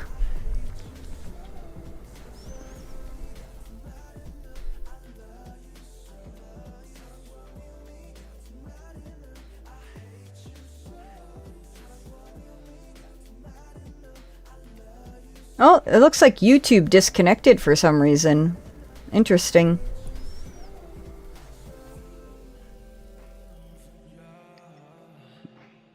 Oh, it looks like YouTube reconnected. Okay. So Cheadle, yeah. Well, that's the thing is, like, as I was saying, I don't think I've really masked at all. Like, growing up, like I said, my mom never, like, told me to, you know, mask or anything like that. I've always been the weird kid, and that's part of it. It was like, I could never fake it to make friends. I never had friends growing up, and the friends I did have would, like, you know, make fun of me behind my back and stuff like that. I never had to mask. So a lot of the books and stuff on autistics are all about unmasking, and I just cannot relate to that. And I'm like, can we get to the other points where it's not about the mask we wear, because I can't relate to this? And I would really like all the other stuff, like all the symptoms. I keep stress, like, shoulders down, like, I relate to, but I just can't relate to the masking part of it all. And like I said, we all mask, we all pretend at certain points in our life, and in certain situations, because we know, like, oh, this behavior is not appropriate in this setting. That's not to say that, like, you know, but, you know, it's not intuitive. Like, we all have to be, well, I mean, assuming we all have to be, I don't fucking know if my experience is universal anymore. Like, you have to, like, be taught, and you learn this is not appropriate, and it's like, okay, well, in this setting, I won't do that, you know? But yeah.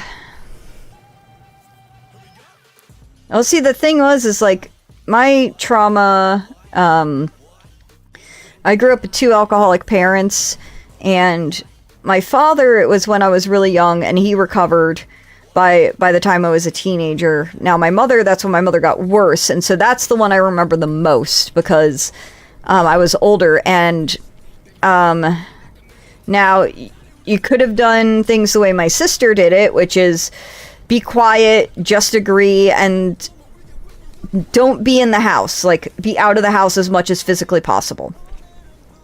Now, I guess I started this one at some point. But that was not me. That was not my style. I was not that smart, or however you want to call it. So my mom would be, when she was drunk, she was angry. And when she was angry, she wanted to pick fights. And she would always pick a fight with me. And she always knew the exact things to say to get under my skin to make me argue with her. And I would fight back every single fucking time. And it would be a loud screaming match. And so, I guess it's part of like the I don't mask. I can't hide my feelings. I don't pretend. I don't know how to pretend. I don't know, I don't know how people can just put on a smile and get to work when they're feeling emotions. That it doesn't I can't function like that. Like I said, like my sister who would just like not say anything and would just say yes and just agree, and her solution was just to not be in the house as much as possible.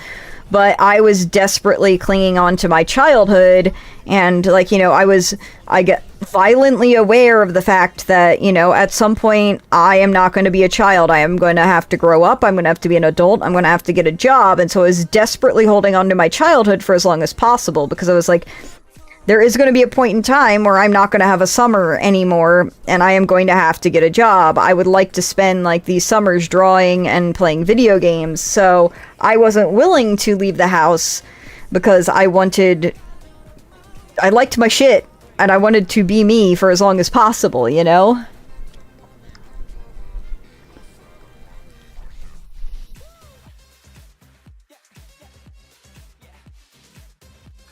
Yeah. I'm sorry about that. I hope you're able to like work through it. I know you've had a lot of other issues. I don't want to say issues, but I don't want to like out your life to people on the internet.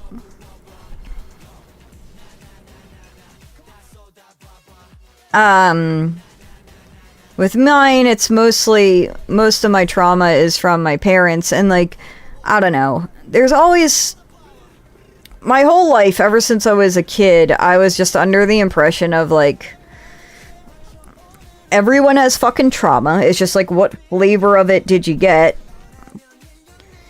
And, I got alcoholic parents. Most people get divorced parents. But,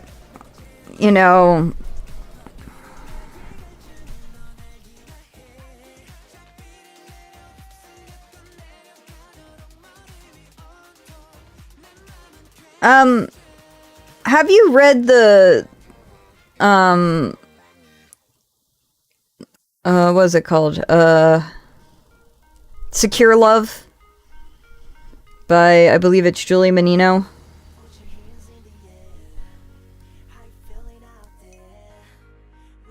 I highly recommend it. It's a pretty short read. Again, it's another audiobook I listened to. And I liked it enough that I went and I bought a physical copy of the book.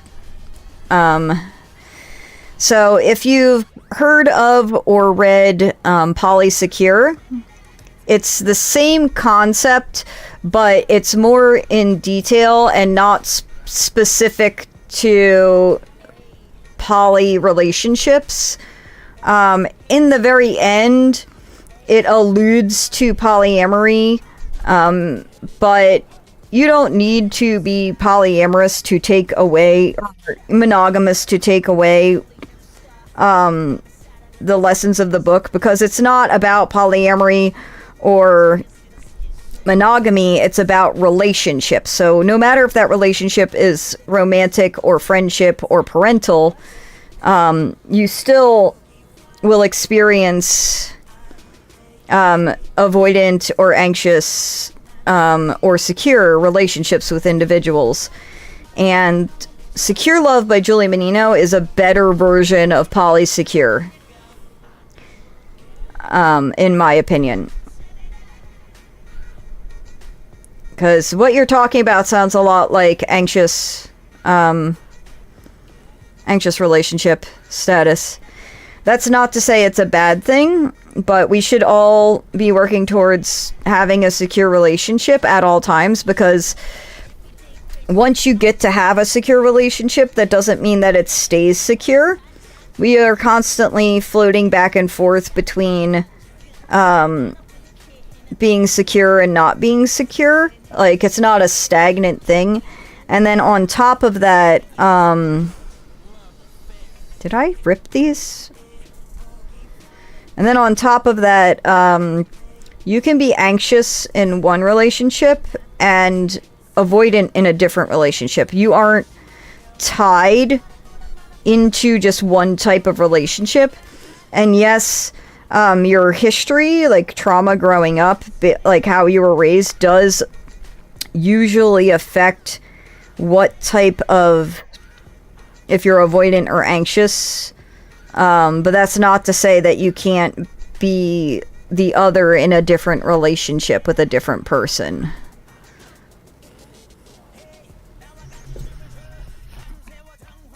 Yeah. So, like I said, it's a really short read. I don't know if you prefer real books to audiobooks. Personally, audiobooks work better for me because I just listen to them in the car when I'm driving somewhere. And while I'm not in the car, like, every day for a commute, I'm in the car enough, like, doing drop-ins and all that.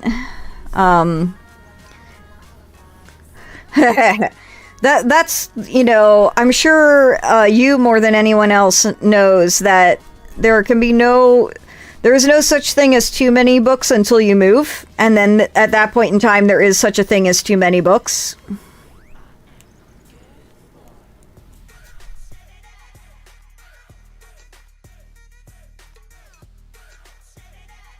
There you go.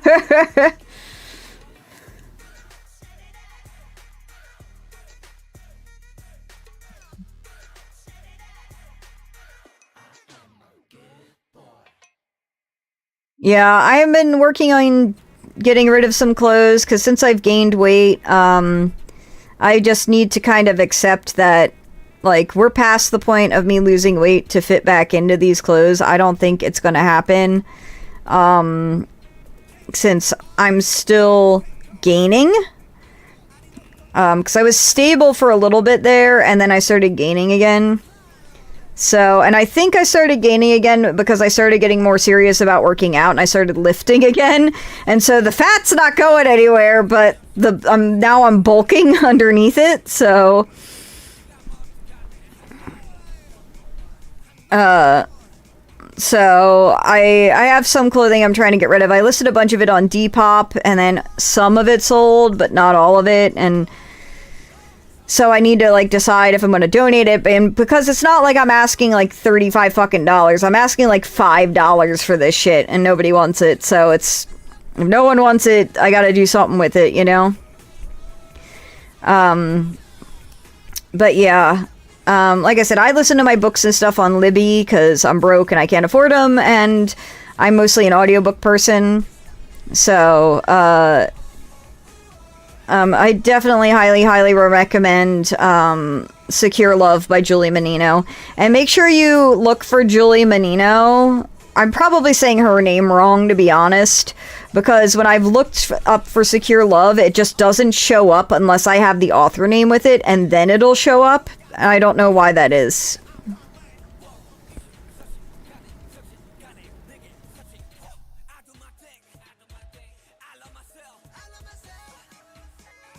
I'm really bad with names, so I'm kind of like a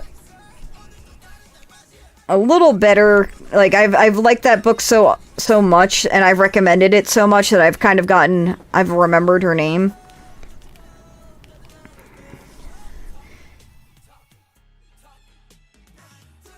I do recommend Polly Wise to anyone that's new to polyamory. Because having, like, listened to that audiobook, it's by the same author that does Polysecure. Polywise is the book I wish I had when I was starting out in polyamory.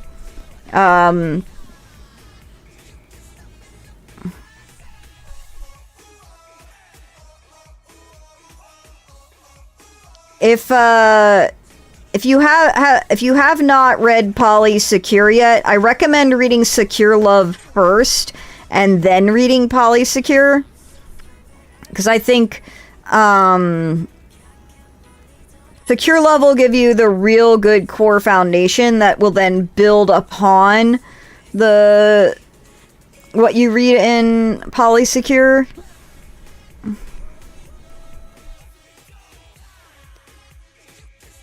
Oh, I'm sorry. It can happen. I mean, when you're going through a breakup, you know, you're gonna feel certain ways and you're gonna have to deal with it, you know? Like, you're gonna deal with it differently than you think you're gonna deal with it, you know? And you're gonna feel how you're gonna feel. God damn, this is like the worst. I can't see what I'm doing, and so it's just kind of going poorly.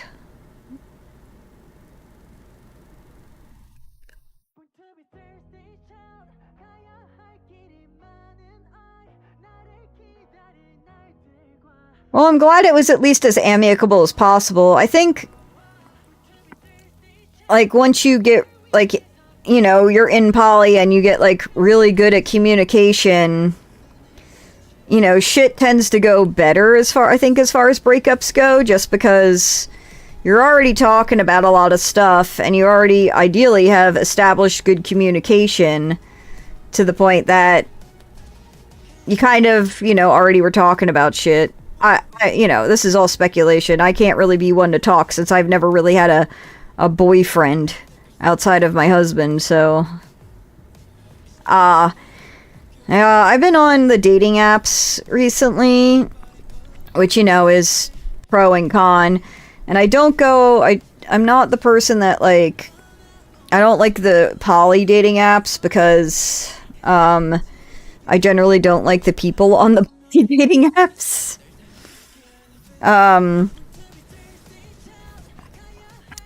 But then, you know, what that leads to is dating people that aren't poly or are new to poly, and that's like a whole nother thing, you know?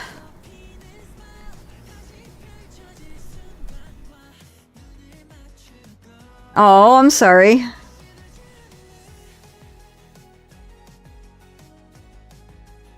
Well, I'm assuming, you know, you were communicative and were like, I'm sorry, you have to let me go. This is giving me a panic attack. It's not you. I need a break. I need to step out of this, you know.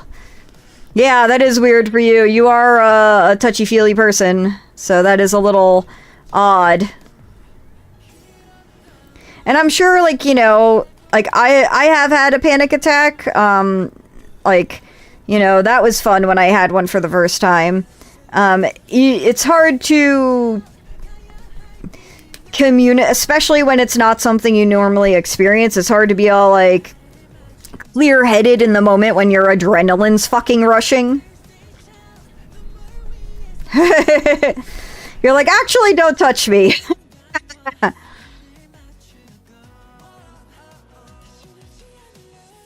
Yeah, that's when I had a panic attack, and that's when I realized that my narcissist, like, fucked me up a lot more than I thought they did. I thought I was, like, over it, because it was, like, I don't know, something like 7 or 8 years after the fact, and I thought I had, like, you know, moved on and recovered, and apparently there's still triggers that I didn't even know existed.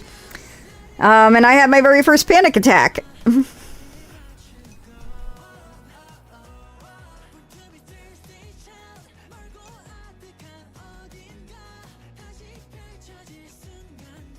Oh, I appreciate the sentiment.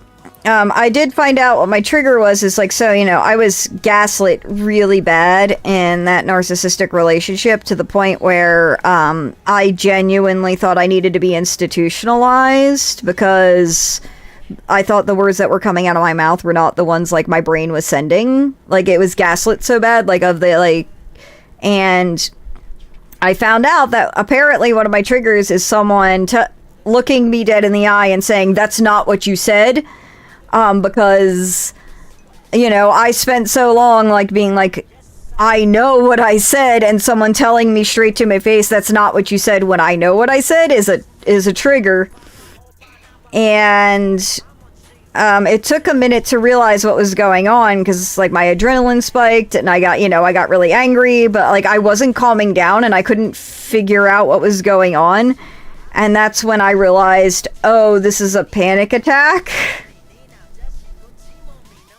That was not fun. I do deserve better. I agree. But, you know, there's nothing that you can do, like, about it, though. Like, they're a narcissist, and there is no cure for that.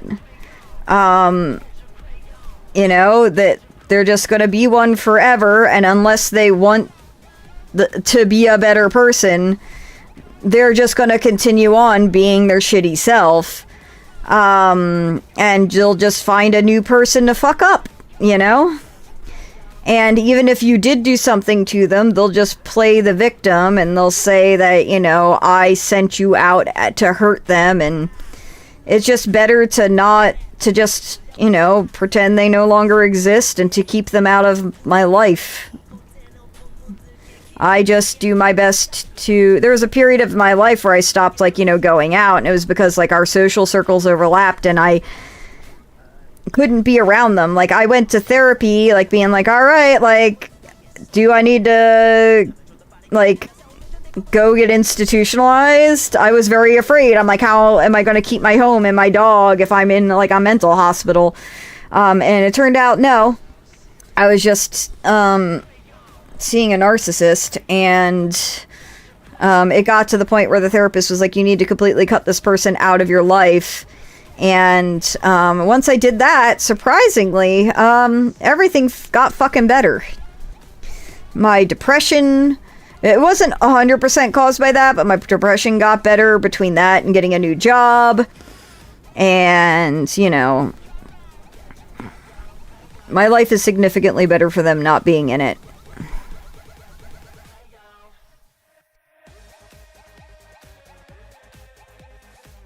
Okay, go on ahead. Do what you need to do. I'm still gonna be here. We're almost done with this, which is surprising. I thought it was gonna take a little longer. Actually, you know what? We're pretty on track. I said 2 hours max, and we did take a break, and I did read about the books, or read some of the book out, and we're almost coming up on 2 hours. Shoulders down, shoulders down. I carry all my stress on my shoulders, and I'll find that, when I'm doing things, like, my shoulders are hunched up, so.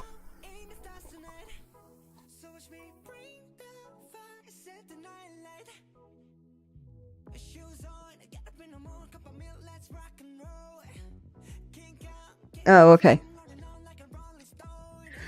I kept hearing a sound, and I was like, what is that sound?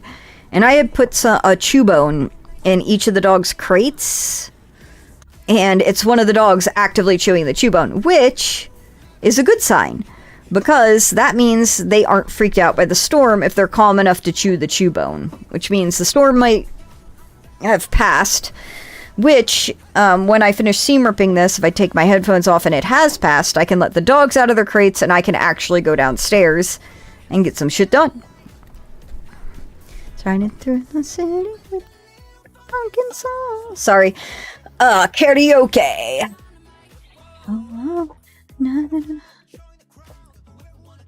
Oh, this is the word salad song. This song is such word salad. The lyrics don't fucking make sense.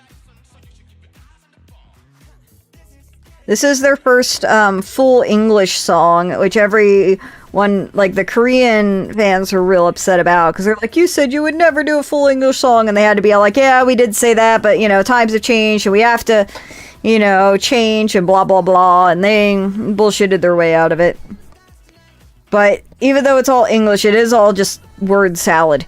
It doesn't really make much sense. It's a good bop, which is why it's on my K-pop playlist, but also I really like BTS, so there's a lot of BTS on this playlist.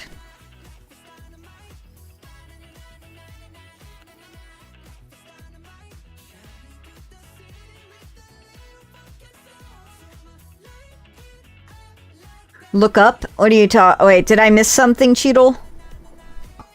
Oh, I'm so sorry, I missed your message.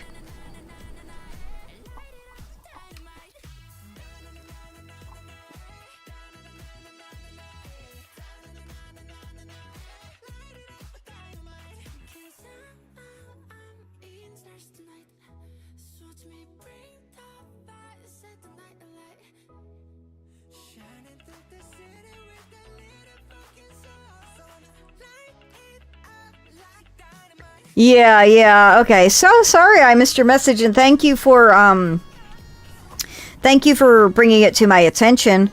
That really does suck that you lost so many loved ones in such a short period of time.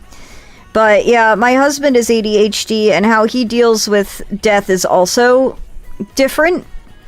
But, I've never, I don't really have a standard for how to deal with death. Like, there's, different people deal with it differently. Like, some people will just, like, they'll go out and they'll party. And feeling something different means they don't have to feel the feelings for the sadness,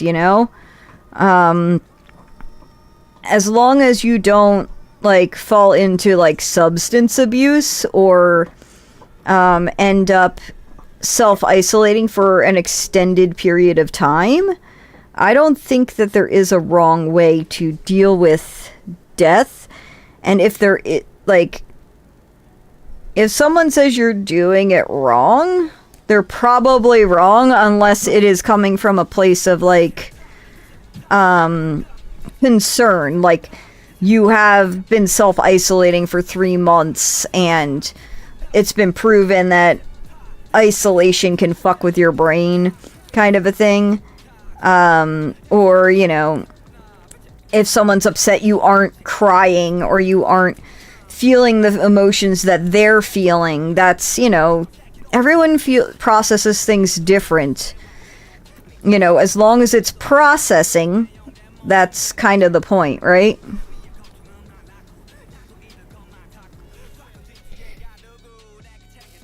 Like, when my mother passed, all the people around me, like, were very, like, oh, what do you need? Do you need this? Like, we'll help you with all this. Like, and they're crying and they're upset, but my father, my sister, and I don't think any of us shed a tear at all during that. And I think it's because, since my mother was an alcoholic, they weren't present and they didn't know what we had been dealing with for years. And we had, whether or not we knew it, we had already mourned the death of the woman that used to be our mother, my mother, and my husband, my father's wife.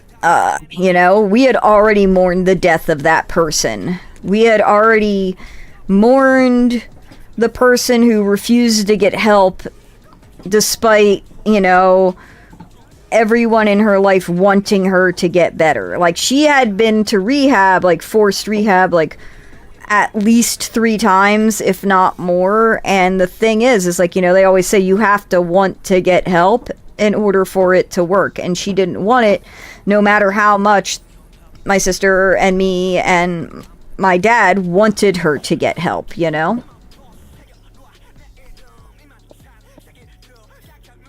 yeah. There is a online content creator called Katiesaurus, like with a C. And she made it big with her series of, like, neurodivergent and kink videos, but mostly her videos are based on ADHD. And she had a video about how, you don't see someone and so you forget they exist. And her father, I believe it was, had died, and she was doing something and she was like, oh, I'll just call dad. And then she was like, right, I forgot he died. Because, you move out, you have a life, you just kind of, you just forgot that he died. And so,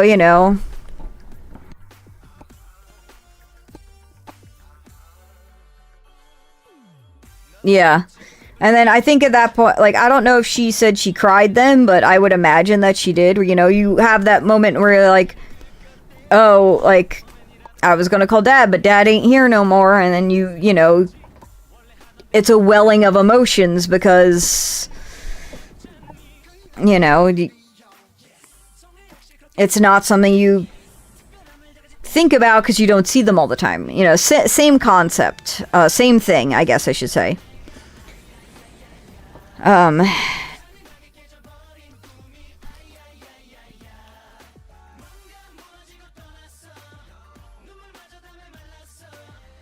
There's a lot of, growing up with me, like I said, my emotions were 0 or 100. It's always been like that. But the rest of my family was very cold and didn't show emotions, and they made fun of me for having such big emotions.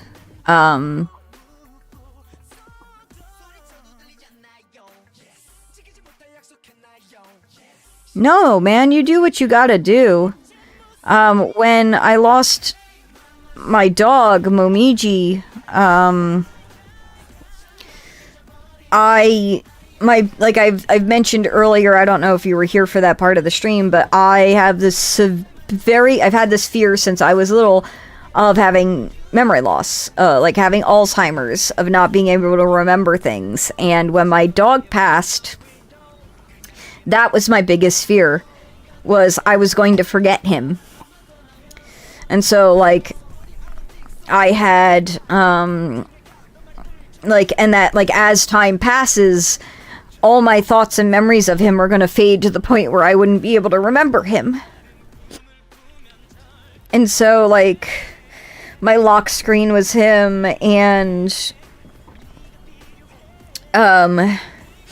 like, I immediately printed out photos of him, and I watched videos, but at the same time, it's all very gut-wrenching, and it's like, every time I see them, I cry, and I miss him so much.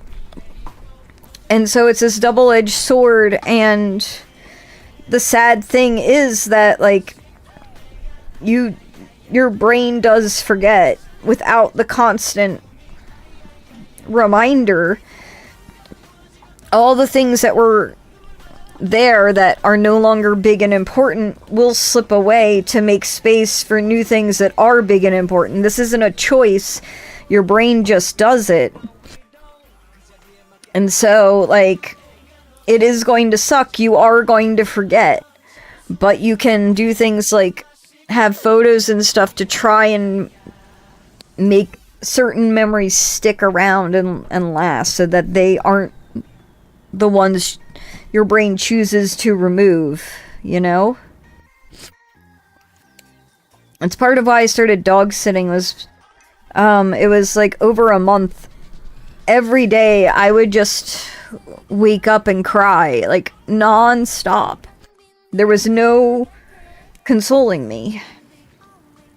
And it just got to the point where my husband was like, you can't just sit in this house all day. And, you know, because that's where Momiji lived. He lived here with me, and so I'm in the place where he was all the time, and I could just, he no longer was there. And I couldn't get another dog. A lot of people, I don't understand how people, like, when their pet passes, they immediately get a new pet. I'm like, aren't you just replacing? That feels like I'm trying to replace him. And then on top of that, Momiji was such, like, the perfect dog. I would just be judging the new dog against him. And that's not fair to the new dog to try and live up to Momiji's standards. So I started dog sitting. And it has kind of, like, it just did make me realize Momiji was the fucking best dog out there. But it did also make me realize that there are some dogs that are not up to Momiji's standards that I still really like and I really care for, despite them being kind of shitlords.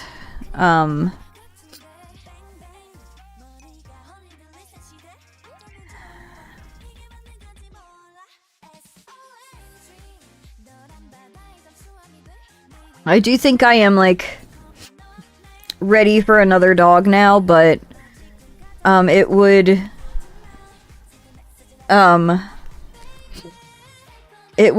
limit my ability to dog sit, because some of the dogs I dog sit can't, they can't be around other dogs. They can be around cats, but they just can't be around other dogs, you know? And I can tell Sumi wants another dog, because when I dog sit, even the dogs that she's not particularly fond of, she'll go and she'll lay with them. She wants another dog now. She's ready for another companion, too, because Momiji was her favorite.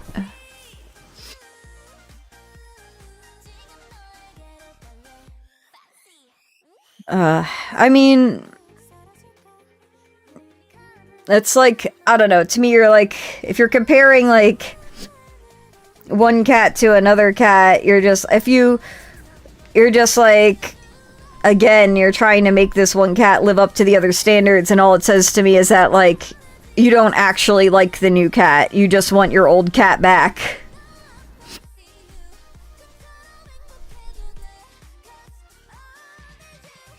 There's a whole other side of this I didn't realize was there. Alright, Kala's bored. Because she's making sounds.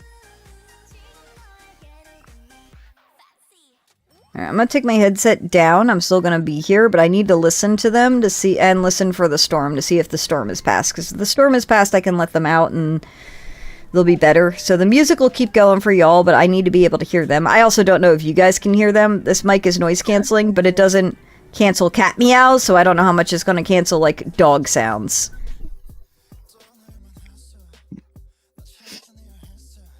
Well, I mean, it hit you, I think, a little after it hit me. I'm not sure. Well, like I said earlier, she was chewing her bone that I left in her crate, which is a positive sign, because that generally means, like, she's calm enough to chew the bone. So, but she was pitching a big fit when I first put her in there, despite the storm, like, her being afraid of the storm. You can let me know if you can hear her, because she'd be loud right now.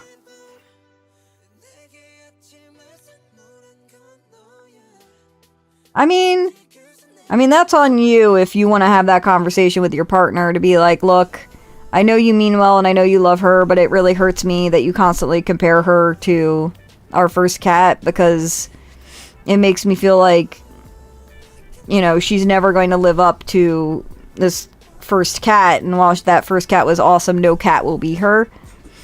At the bare minimum, hopefully your partner would be like, you know what, it does bother you and it upsets you, and I care that it upsets you, and so I will do my best to try and not make those remarks in front of you. Like, you're not telling them they can't think those remarks, but if it bothers you, they should probably try to not make them in front of you, you know? Kala.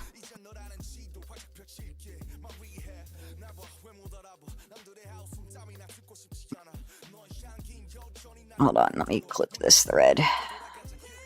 I think it's a good time for me to take, like, another break. I know it hasn't been that long, but my tummy's rumbling, so I need to get something to eat.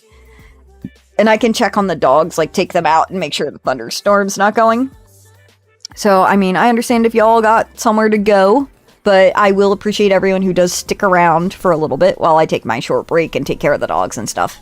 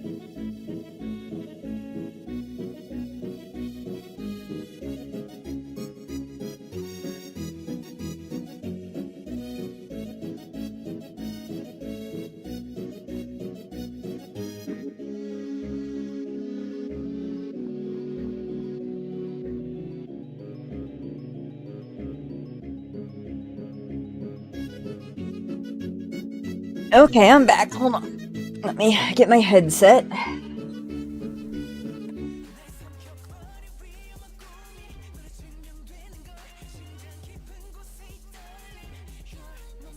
Get them K-pop tunes back on. The storm has calmed down enough that it's just rain and the dogs are fine. I got Jet Bean to eat, which is great. Kala wants to play. Jet just wants to be no. Sit.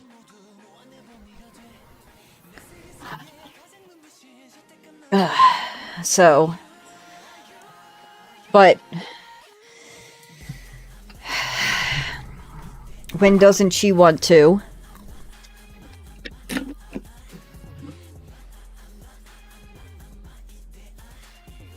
Alright.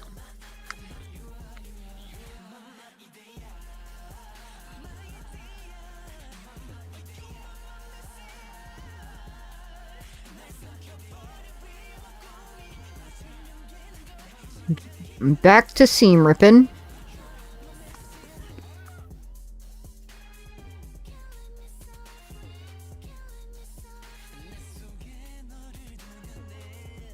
After all that effort to fix the levels of my camera, then I just turn the light directly onto my face to make shit look awful again. Ooh, nice. Super Junior.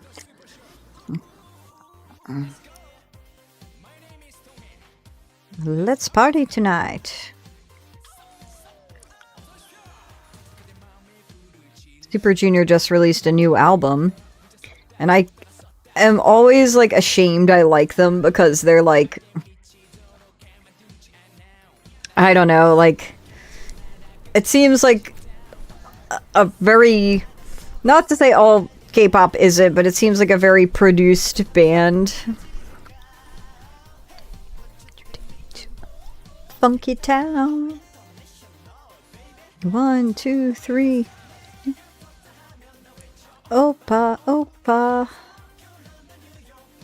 Opa, opa. Like a superstar. Opa, opa. Uh-huh.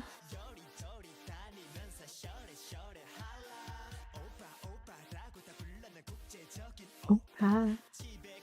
We're almost, once we finish this side, we're done with the seam ripping, which is great. I'm glad the dogs are fine. The cat has left, because as soon as I let Hala out, she immediately wanted to play with Jet, which was a good thing. She didn't harass the cat. But Jet was like, I don't want to play. And the cat was like getting stepped on in the whole process. So she booked it. She was like, fuck this shit, I'm leaving. Understandably so. And so I went to put the dogs out, but nobody wanted to go outside.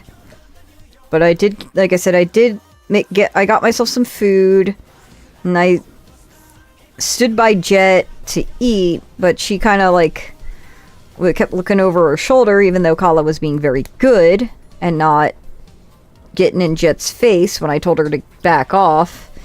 But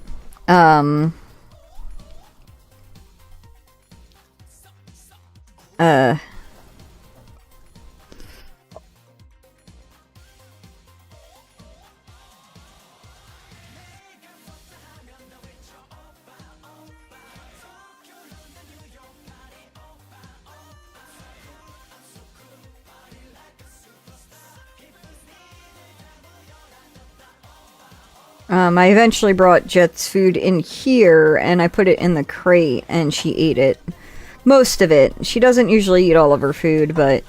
And she ate a little less than normal, but she ate a good amount of it, so I was like, alright, you know what, we're counting that as a fucking win. Because Jet's not one to, like, she's a slow eater. She usually doesn't, like, hork her food down the minute you put it in front of her. So... and I'm very glad that Kala listened to me when I told her not to bug Jet. So, you know, Jet just wants to be where I'm at. So, I'm in here, she's in the crate, because that's the comfy place to be. Kala is not in her crate. She is just out and about. She's like, I have had my time in my crate. I am done. So she took the bone out of the crate. Now she's sitting outside the crate eating it. But you know what? She's not being destructive. She's chewing the correct toy and not like wires or anything.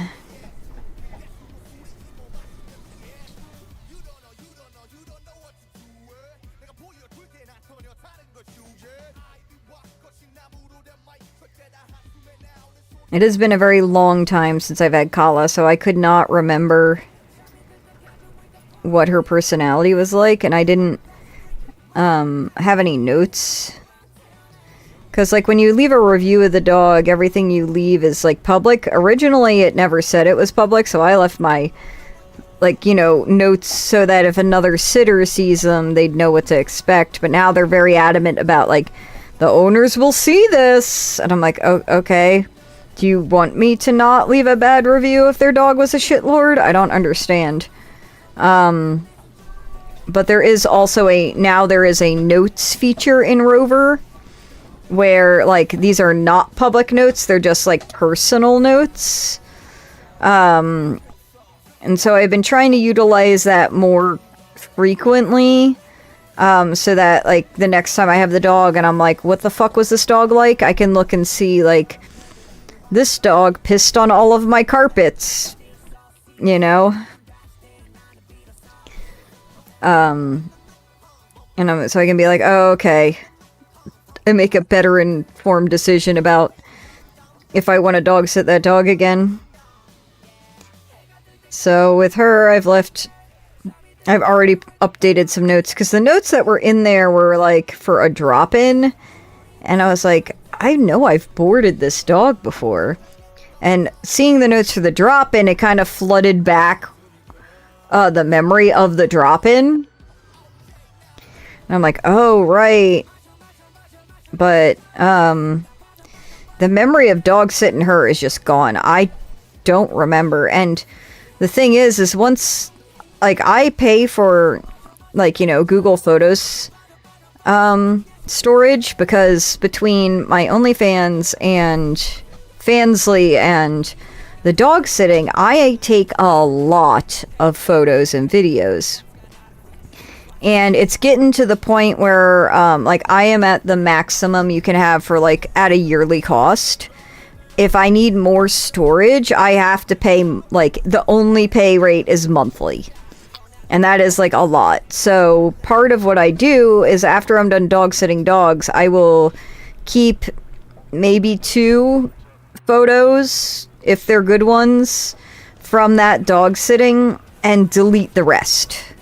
Like, I usually keep a couple just so that, like, I have a video, like, a photo of the dog so I know what the dog looks like and be like, what the fuck? But because of doing that, I don't have a lot of photos of Kala. And so it's not like, oh, I don't, and, like, just seeing these couple photos is not jogging memories. I don't know if I was having seizures during the time I had her, because there have been times where I've had, you know, between the medications where I was having seizures, and like I said, it does fuck up your short-term memory. And so it could have been during that time, and because in the past, like, couple of years when I have had breakthroughs, like before I switched to this medication, it would happen during my busy months when I was dog sitting. And thank God for Google Calendars, because I'm usually pretty good about, like, waking up and remembering, like, what I need to do. But when you have, like, a seizure, all that kind of goes out the fucking window, man. I don't think I seam ripped this side. So if I was having seizures during that time, it makes sense that I don't remember.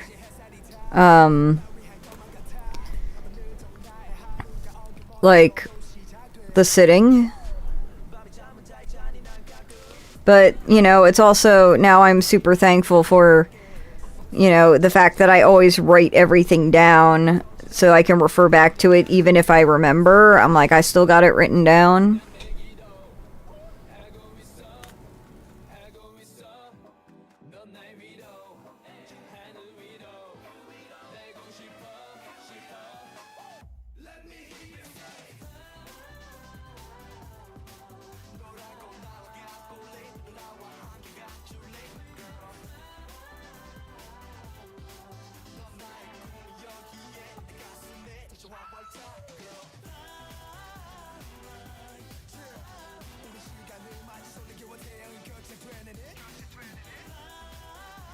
I'm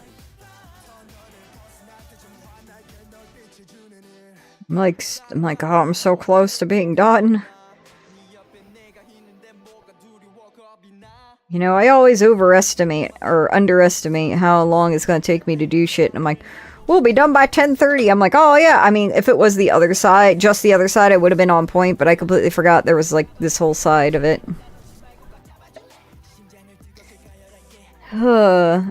Like I said, I was working on this earlier today, and I wanted to watch the new series, the season of Don Don, but I couldn't get Netflix to load on my computer downstairs.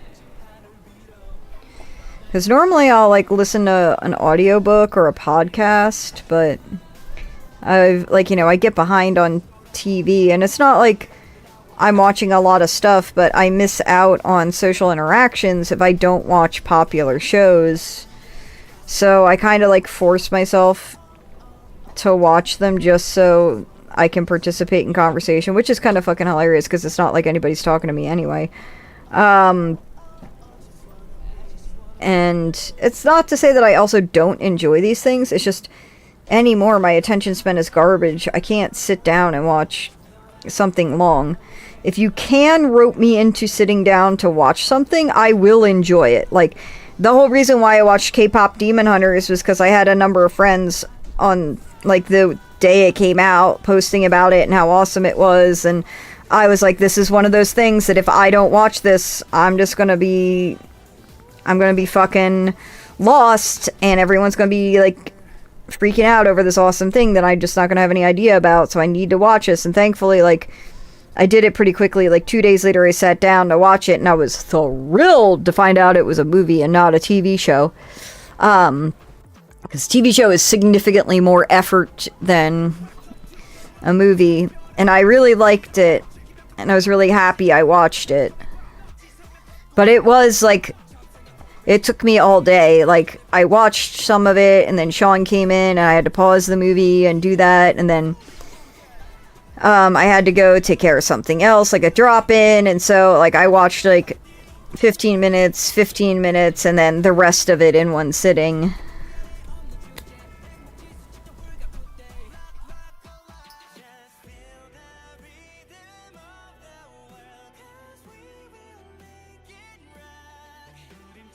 God damn it.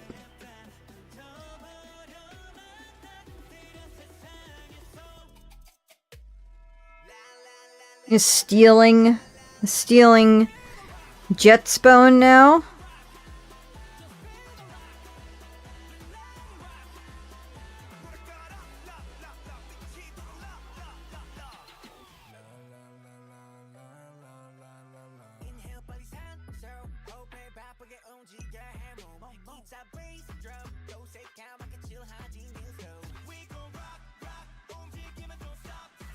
I saw a TikTok that said asking someone to start Critical Role is like asking them to watch One Piece. And all the comments were like, bro, Critical Role is 4 times longer than One Piece.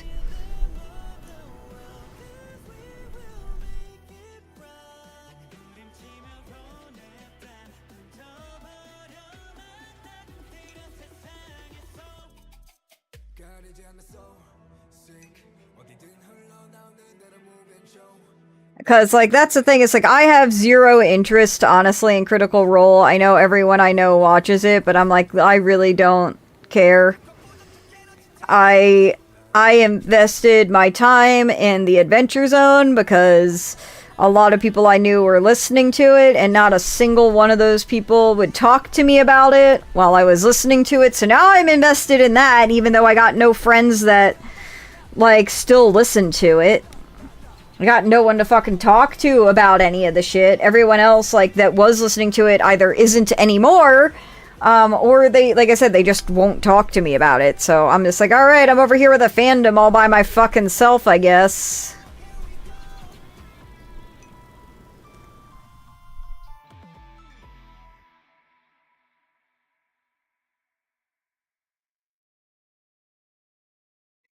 You might have the same problem as me, like, so I started listening to the Adventure Zone to, like, you know, be all like, all right, I'll have something to talk to someone about, with like people to talk to about with it, and like build up friendships and shit.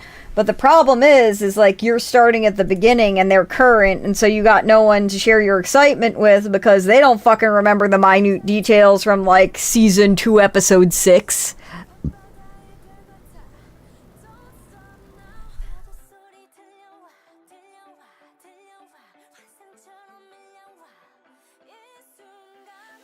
And even if they do, they're not going to be like, I can't talk to you about it because I don't remember if this spoiler happened or not.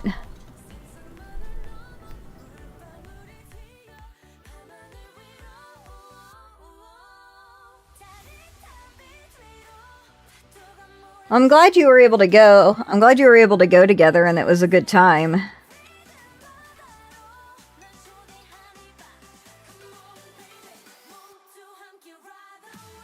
Different Josh.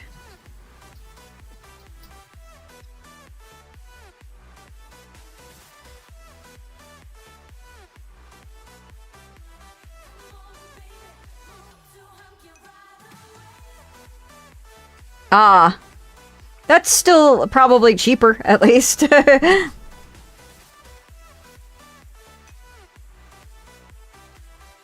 Yeah, I know that, like, the Adventure Zone, like, they come and they do a Taz and a Mabimbam, but they always come over Dragon Con, and their event is not at Dragon Con.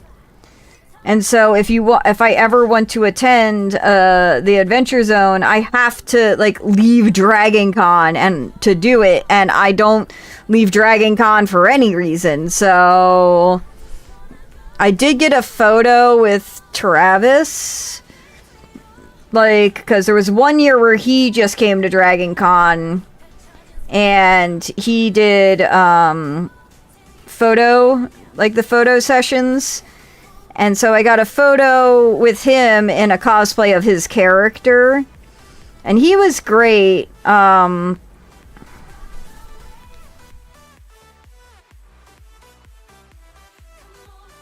But from what I can tell, that fandom has really died down, because I don't really see anyone cosplaying their characters or anything anymore.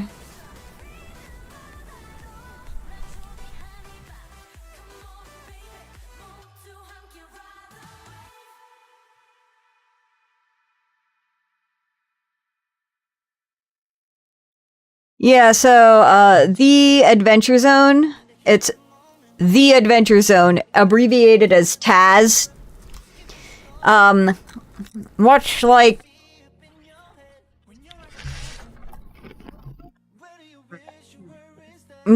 Critical Role, they have different arcs or seasons.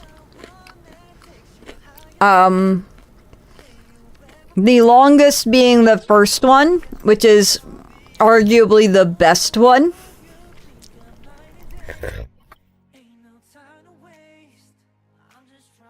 And so, the way that they're designated is it's Taz subtitle. So the first one is Taz Balance. Again, it's the longest one, but probably the best one. In the beginning, you do have to kind of deal with them figuring it out and figuring out the system. If you choose to listen, after you finish Balance, message me, and I'll tell you which ones you can skip if you want to skip them. Because they have good and bad arcs, and a lot of people have dropped out on certain arcs. Like, I dropped out on one where Travis DM'd, and because he just was not a good DM. Like, I think I stuck through the first 3 episodes, and it was hard to stick through them because it was just not good. And eventually I stopped, but then I started to see advertisements for the season after that, and so I jumped back in. Whereas a lot of people never jump back in after that.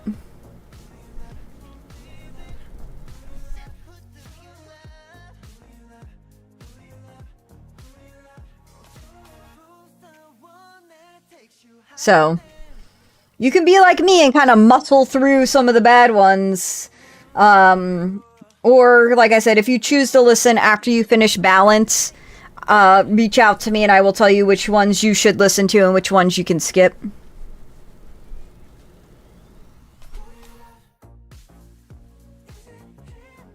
They just started a new one, which I don't know how I feel about it. Oh, I will. I'll talk with you about it. Like, I can't tell you how much I'll remember from Balance, but it is a fantastic season and a fantastic D&D thing. But I do know that you are on the Critical Role route right now. So you might want to wait till you finish that so you don't get, like, conflicting D&D stories, you know? Another thing that you might want to do, I don't know if you would like to, so the Adventure Zone is 3 brothers, Justin, Travis, and Griffin McElroy, and their father, Clint McElroy. And so part of what makes it fun is that Clint McElroy, like, Justin is, I think, two years older than me. Like, I'm 43, I think he's 45. Travis is, like, I think 2 or 3 years younger than me. And then Griffin's, like, even younger than that. And so Clint is probably in his 70s or 80s. And so you end up with, like, you know, a late 70s-year-old man trying to play D&D. And so what makes it more interesting is, one, he doesn't know how to play, and his sons kind of fucking rag on him for it, and you get that kind of sibling, like, shitting on your siblings, but, you know, they know that you love them, and so, you know, they take it. But you also get innovation, because Clint doesn't know how to play. He'll often be like, I want to do this. And Griffin, at least in Balance, because Griffin's the DM in Balance, he'll be like, you know what? Okay, I like this. Here's how you're going to do it, because it's not a traditional way you can do something in D&D, and he'll find a way to make it work. And so you get a little bit of funny and innovation from Clint, since he doesn't really fucking know what he's doing. And, spoilers, they've been doing this for how many fucking years now? Like, I don't know, at least, I don't know when they started, but it was probably earlier than 2017. He still don't really fucking know how to play D&D, to be honest. It's been this long, he still don't quite got the concept down.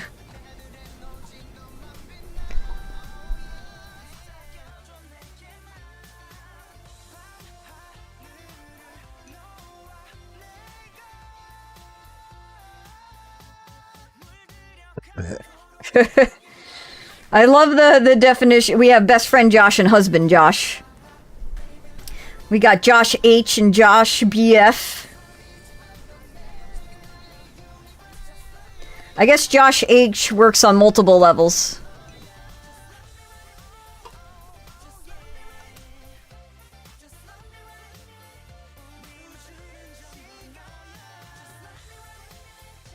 There's a whole lot of Joshes in your life. Are you trying to collect them all?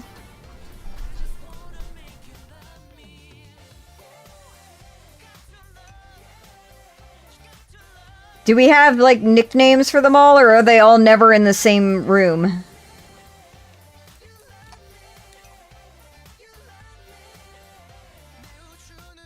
Welcome, Ek.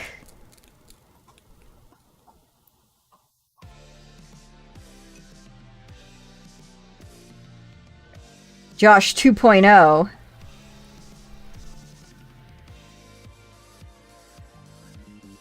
God, I fucking love this song so much. That fucking funky bass gets me every goddamn time.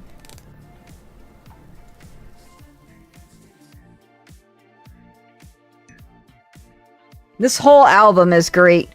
Like, I am not a big Jungkook person, but this whole album was great.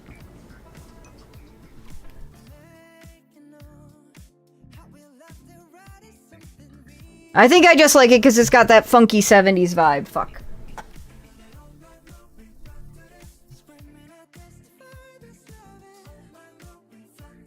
Thank you, Proj. The Josh. My work is done. Goodbye, Ek. Oh, you can't hear the music? Here, let me turn it up for y'all. I originally had it at normal levels, but it looked loud for you guys, so...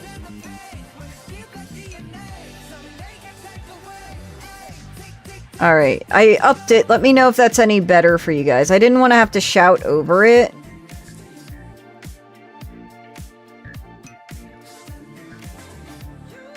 Okay.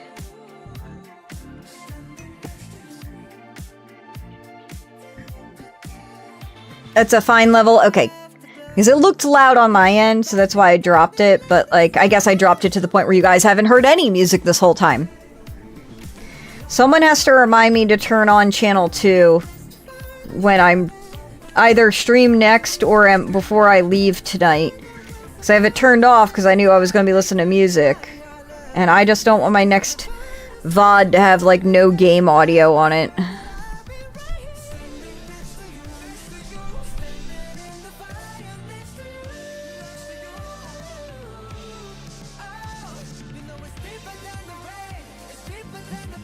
Did you get wet today, Ek?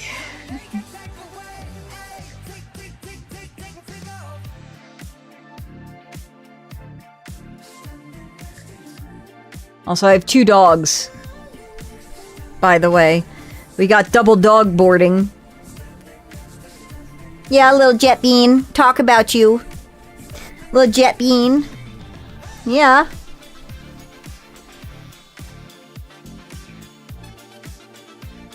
Well, Jet Bean. I'm busy, Jet. We stan Jet in this house. She is a good doggo, and I love having her here. She is a big fan of sticks, and she likes running with them.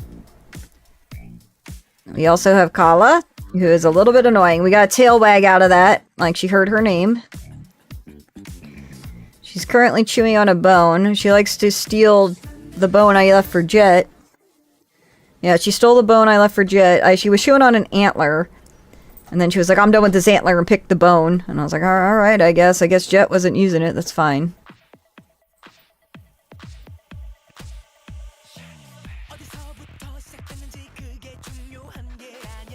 Jesus Christ, Ek. Please don't die.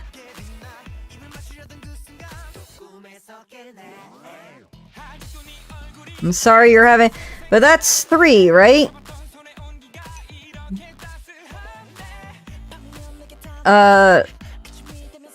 Everything comes in 3s, so... You got your 3 down, so it's all uphill from here. Dream girl.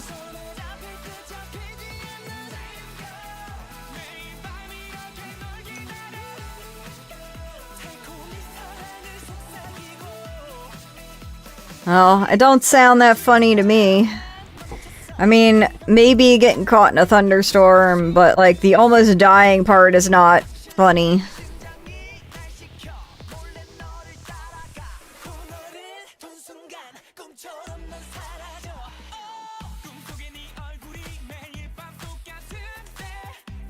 Urgh. God, I'm like, we're so close to being done. But yeah, we're seam ripping upstairs because there were thunderstorms and the dogs were freaking out. And I put them in their crates and I was like, okay, they'll be fine. And then I walked away from them in their crates and they were like, and I was like, oh my god. One of them trying to claw their way out of the crate. The other one's making a fuck ton of noise. And I was like, I have to sit upstairs with them or else they're just not going to calm the fuck down. So we are upstairs seam ripping instead of downstairs seam ripping. And we get to hang out on the scene I never use, which is my just chatting scene.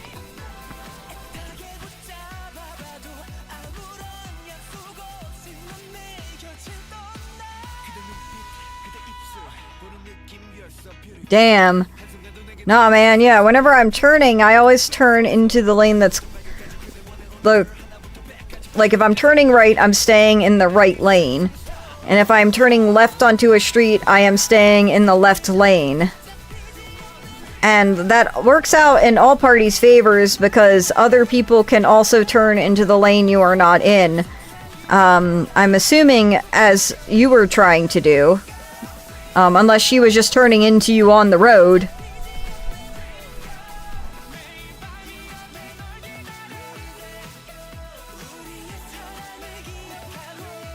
Yeah. I mean, defensive driving is like the way to go. Where you see someone and you're like, I don't trust you, so we're just gonna like kinda... We're just gonna try and like anticipate you being a shit driver so I don't get hurt.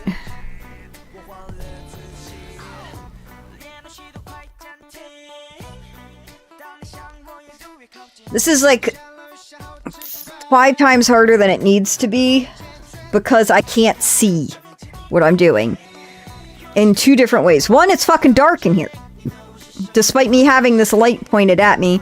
And 2, because I serged it on the wrong side of the fabric. So I have to try and pick black thread off of black fabric and black organza fabric, which is like a sheer fabric. So I'm trying not to poke through the fabric and instead go, like, you know, get under the threads and not under the fabric. And wreck the fabric. Shit. Oh my god, stop, stop, let go of my fucking hand.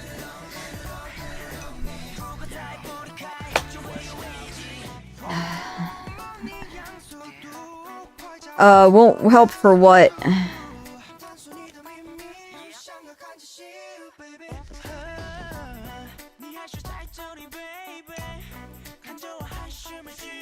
I don't think so.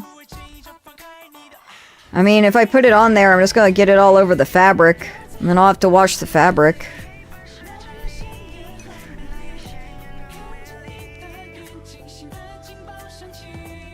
Oh.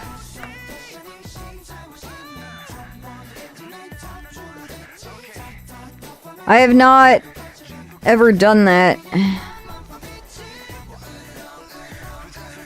I mean, worst case scenario, I could just do it the hard way. I mean, this feels like the hard way, but like, I could, it's a serger thread, so it's really easy to just like bloop, bloop down the side, but that doesn't, one, it makes a fucking mess. All the little threads are everywhere. And then on top of that, like, it doesn't rip the, like, 2 top stitch threads out, and so you still have to go back and do this. But I would rather not, and that's why I'm kind of like doing it this way, because if I pull out the 2 top threads, then the loop threads, you can just rip them out, but I'm having a hard time getting the 2 top threads out, and my hand's starting to hurt. And because, like, I can't do it like this because it's all shadow, I have to, like, hold it like this so I'm getting the light. So it's hurting my hand a little bit as well. And, you know, I have fucking arthritis now, so I'm trying not to take medication for it unless I need it, but it does make sense now with the thunderstorms why my hands are hurting so bad. My hand and my knee were hurting really bad yesterday and the day before. Now it's not just a weather knee, I now have weather hands, too. I do need black vinyl. I wish I had a vinyl cutter. Okay, we now have a toy. At least we're, you know, we're using all the correct things. We're eating toys and bones. We're not, you know, destroying things we shouldn't be destroying.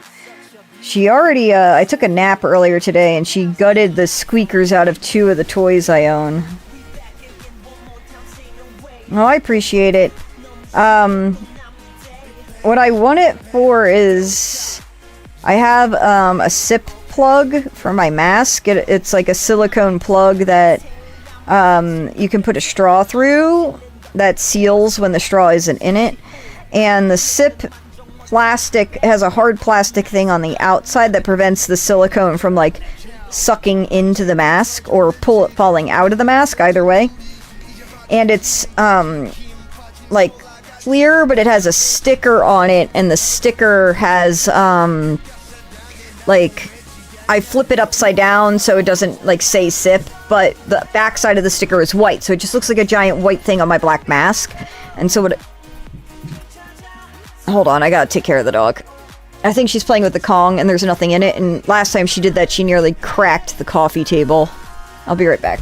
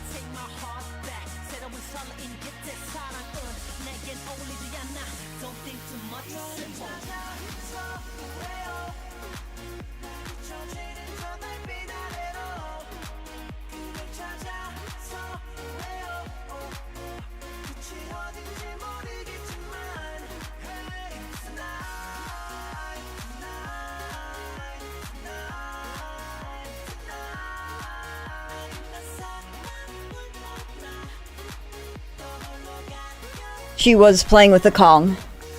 There's nothing in it, so she's just bored and flipping it around. But yeah, so I want to get basically a little black circle for the sip plug so it blends in with my mask more. She's not gonna like it, but I'm probably gonna have to put her in her crate tonight. Just because of how destructive she's being.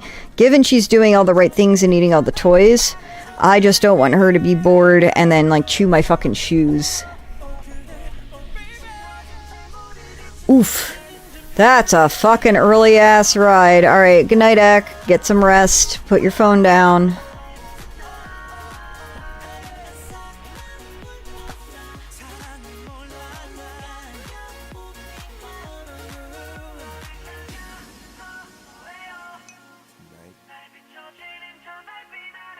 That's still early, man. Fuck, I don't want to wake up at...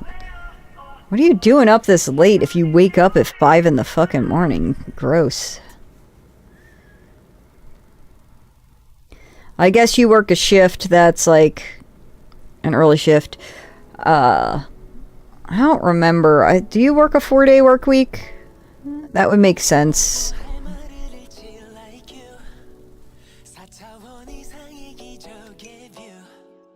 Yeah, 4/10s. Okay, that makes more sense then. That's what I was like, I think that's how that went.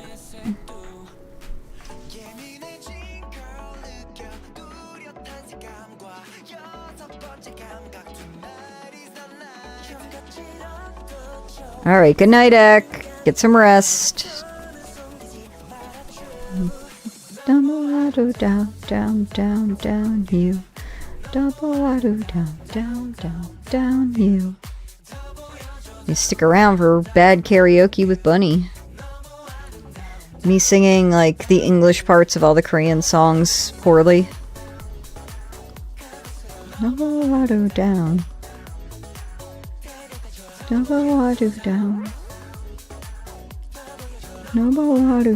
down, down, down, you.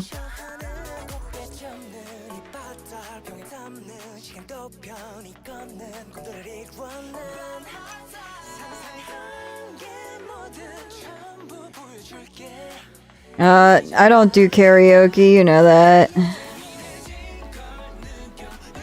Also, I'm not, like, taking my mask off when we're in the middle of a COVID peak as well.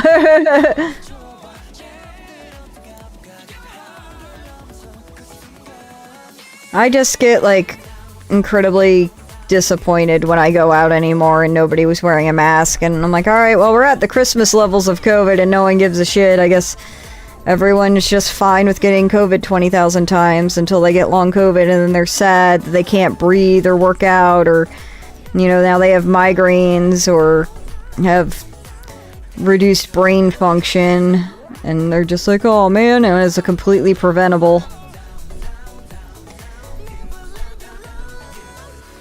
Oh, I don't want to go to the gay bar. People think I'm people already think I'm a lesbian. I don't need to add to that. I don't need to disappoint more lesbians that I am, one, not a lesbian, and two, not a lesbian top.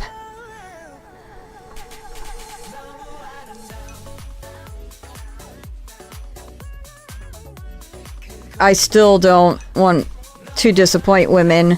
There's been so many wonderful women that are lesbians that I thought we were becoming friends, and then once they realized I was not a lesbian, all hangouts and communication has stopped, and I was like, oh, I thought we were becoming friends. I guess this was you're interested in me, and I just mistook sexual interest as friendship, because, like, romantic feelings and friendship feelings aren't very different in my books. They feel the same. So maybe they were being romantic, and to me it was just us becoming close friends, and I was getting real excited about it.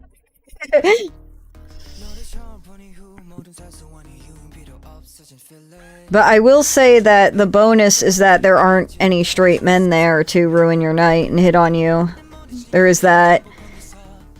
And I would love to make, you know, more gay friends, both, you know, in the broad sense of the term. But I, for some reason, always, like, one, I don't feel like I belong in a gay space being a heterosexual individual. And then two, I always feel like, you know, I can't make friends in this space because I you know, am not part of this community.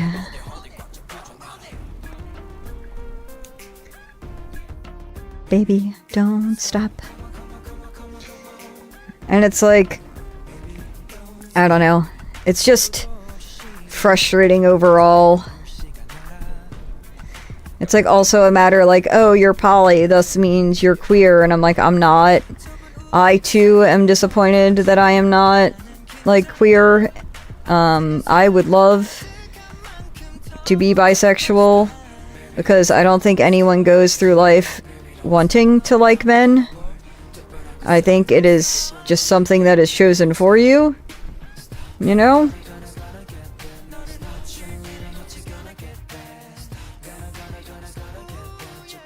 Nah, I don't need to, like, be, like, that kind of, like, person advertising, like, that I'm not gay. That's just straight up homophobic.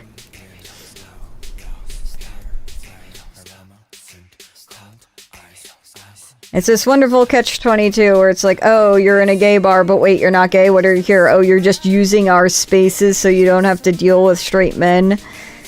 And it's, you know, I understand if I'm going with you, I am there with a friend who is gay, who is queer, and that is, like, perfectly okay. But I do feel, like I said, it limits me on making friends. Not that, like, I'm going to make friends, but it's just, I don't know. It's a weird vibe. And, like, I will go with people to gay bars. Like, I was on the Rainbow League for pool, and I'm straight, and I still did that. Like, I guess I would not go alone, I guess is the point I would make. I don't feel comfortable going alone to a gay bar. Because while I am an ally and all of that, I am not an active participant.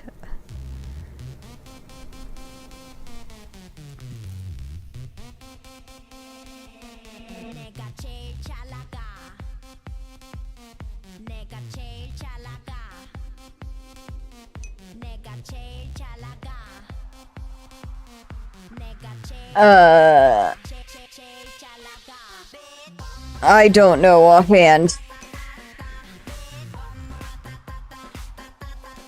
Yeah. I don't like any bar that you can, like, smoke in. I've got 22 years of secondhand. I don't need more fucking nicotine in my life.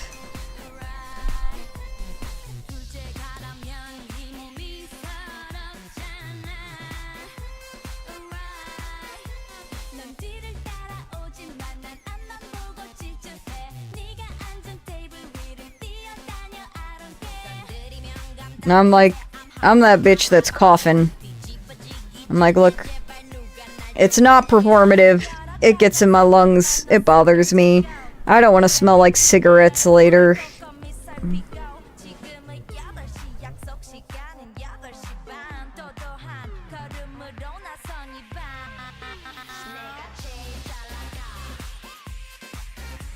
I'm so close. Kala!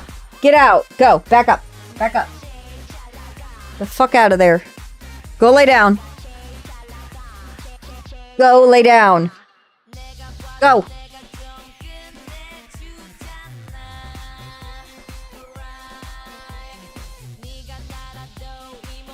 You'd think she was a fucking puppy. Oh my god. This is so annoying. Where did I put the scissors?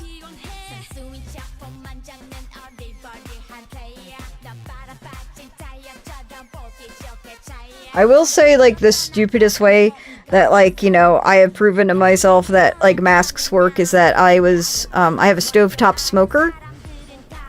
And I hadn't, like, used it, like, in a very long time. And I was like, I want to smoke some of this frozen salmon I got. Let's use it. And I didn't, like... I forgot part of the directions, and it kind of smoked up the whole house. And it was, like, burning my eyes, and I was coughing, and I couldn't breathe. And so I put on my mask, and, like, instantly I could take a deep breath, and it didn't burn. And I was like, man, like, this is why they need masks for all those wildfires out in California, because, like, this really does make a big fucking difference. You know? Alright, let's double check. I think I'm done. I am done. Fuck yes. We're gonna end a little early tonight.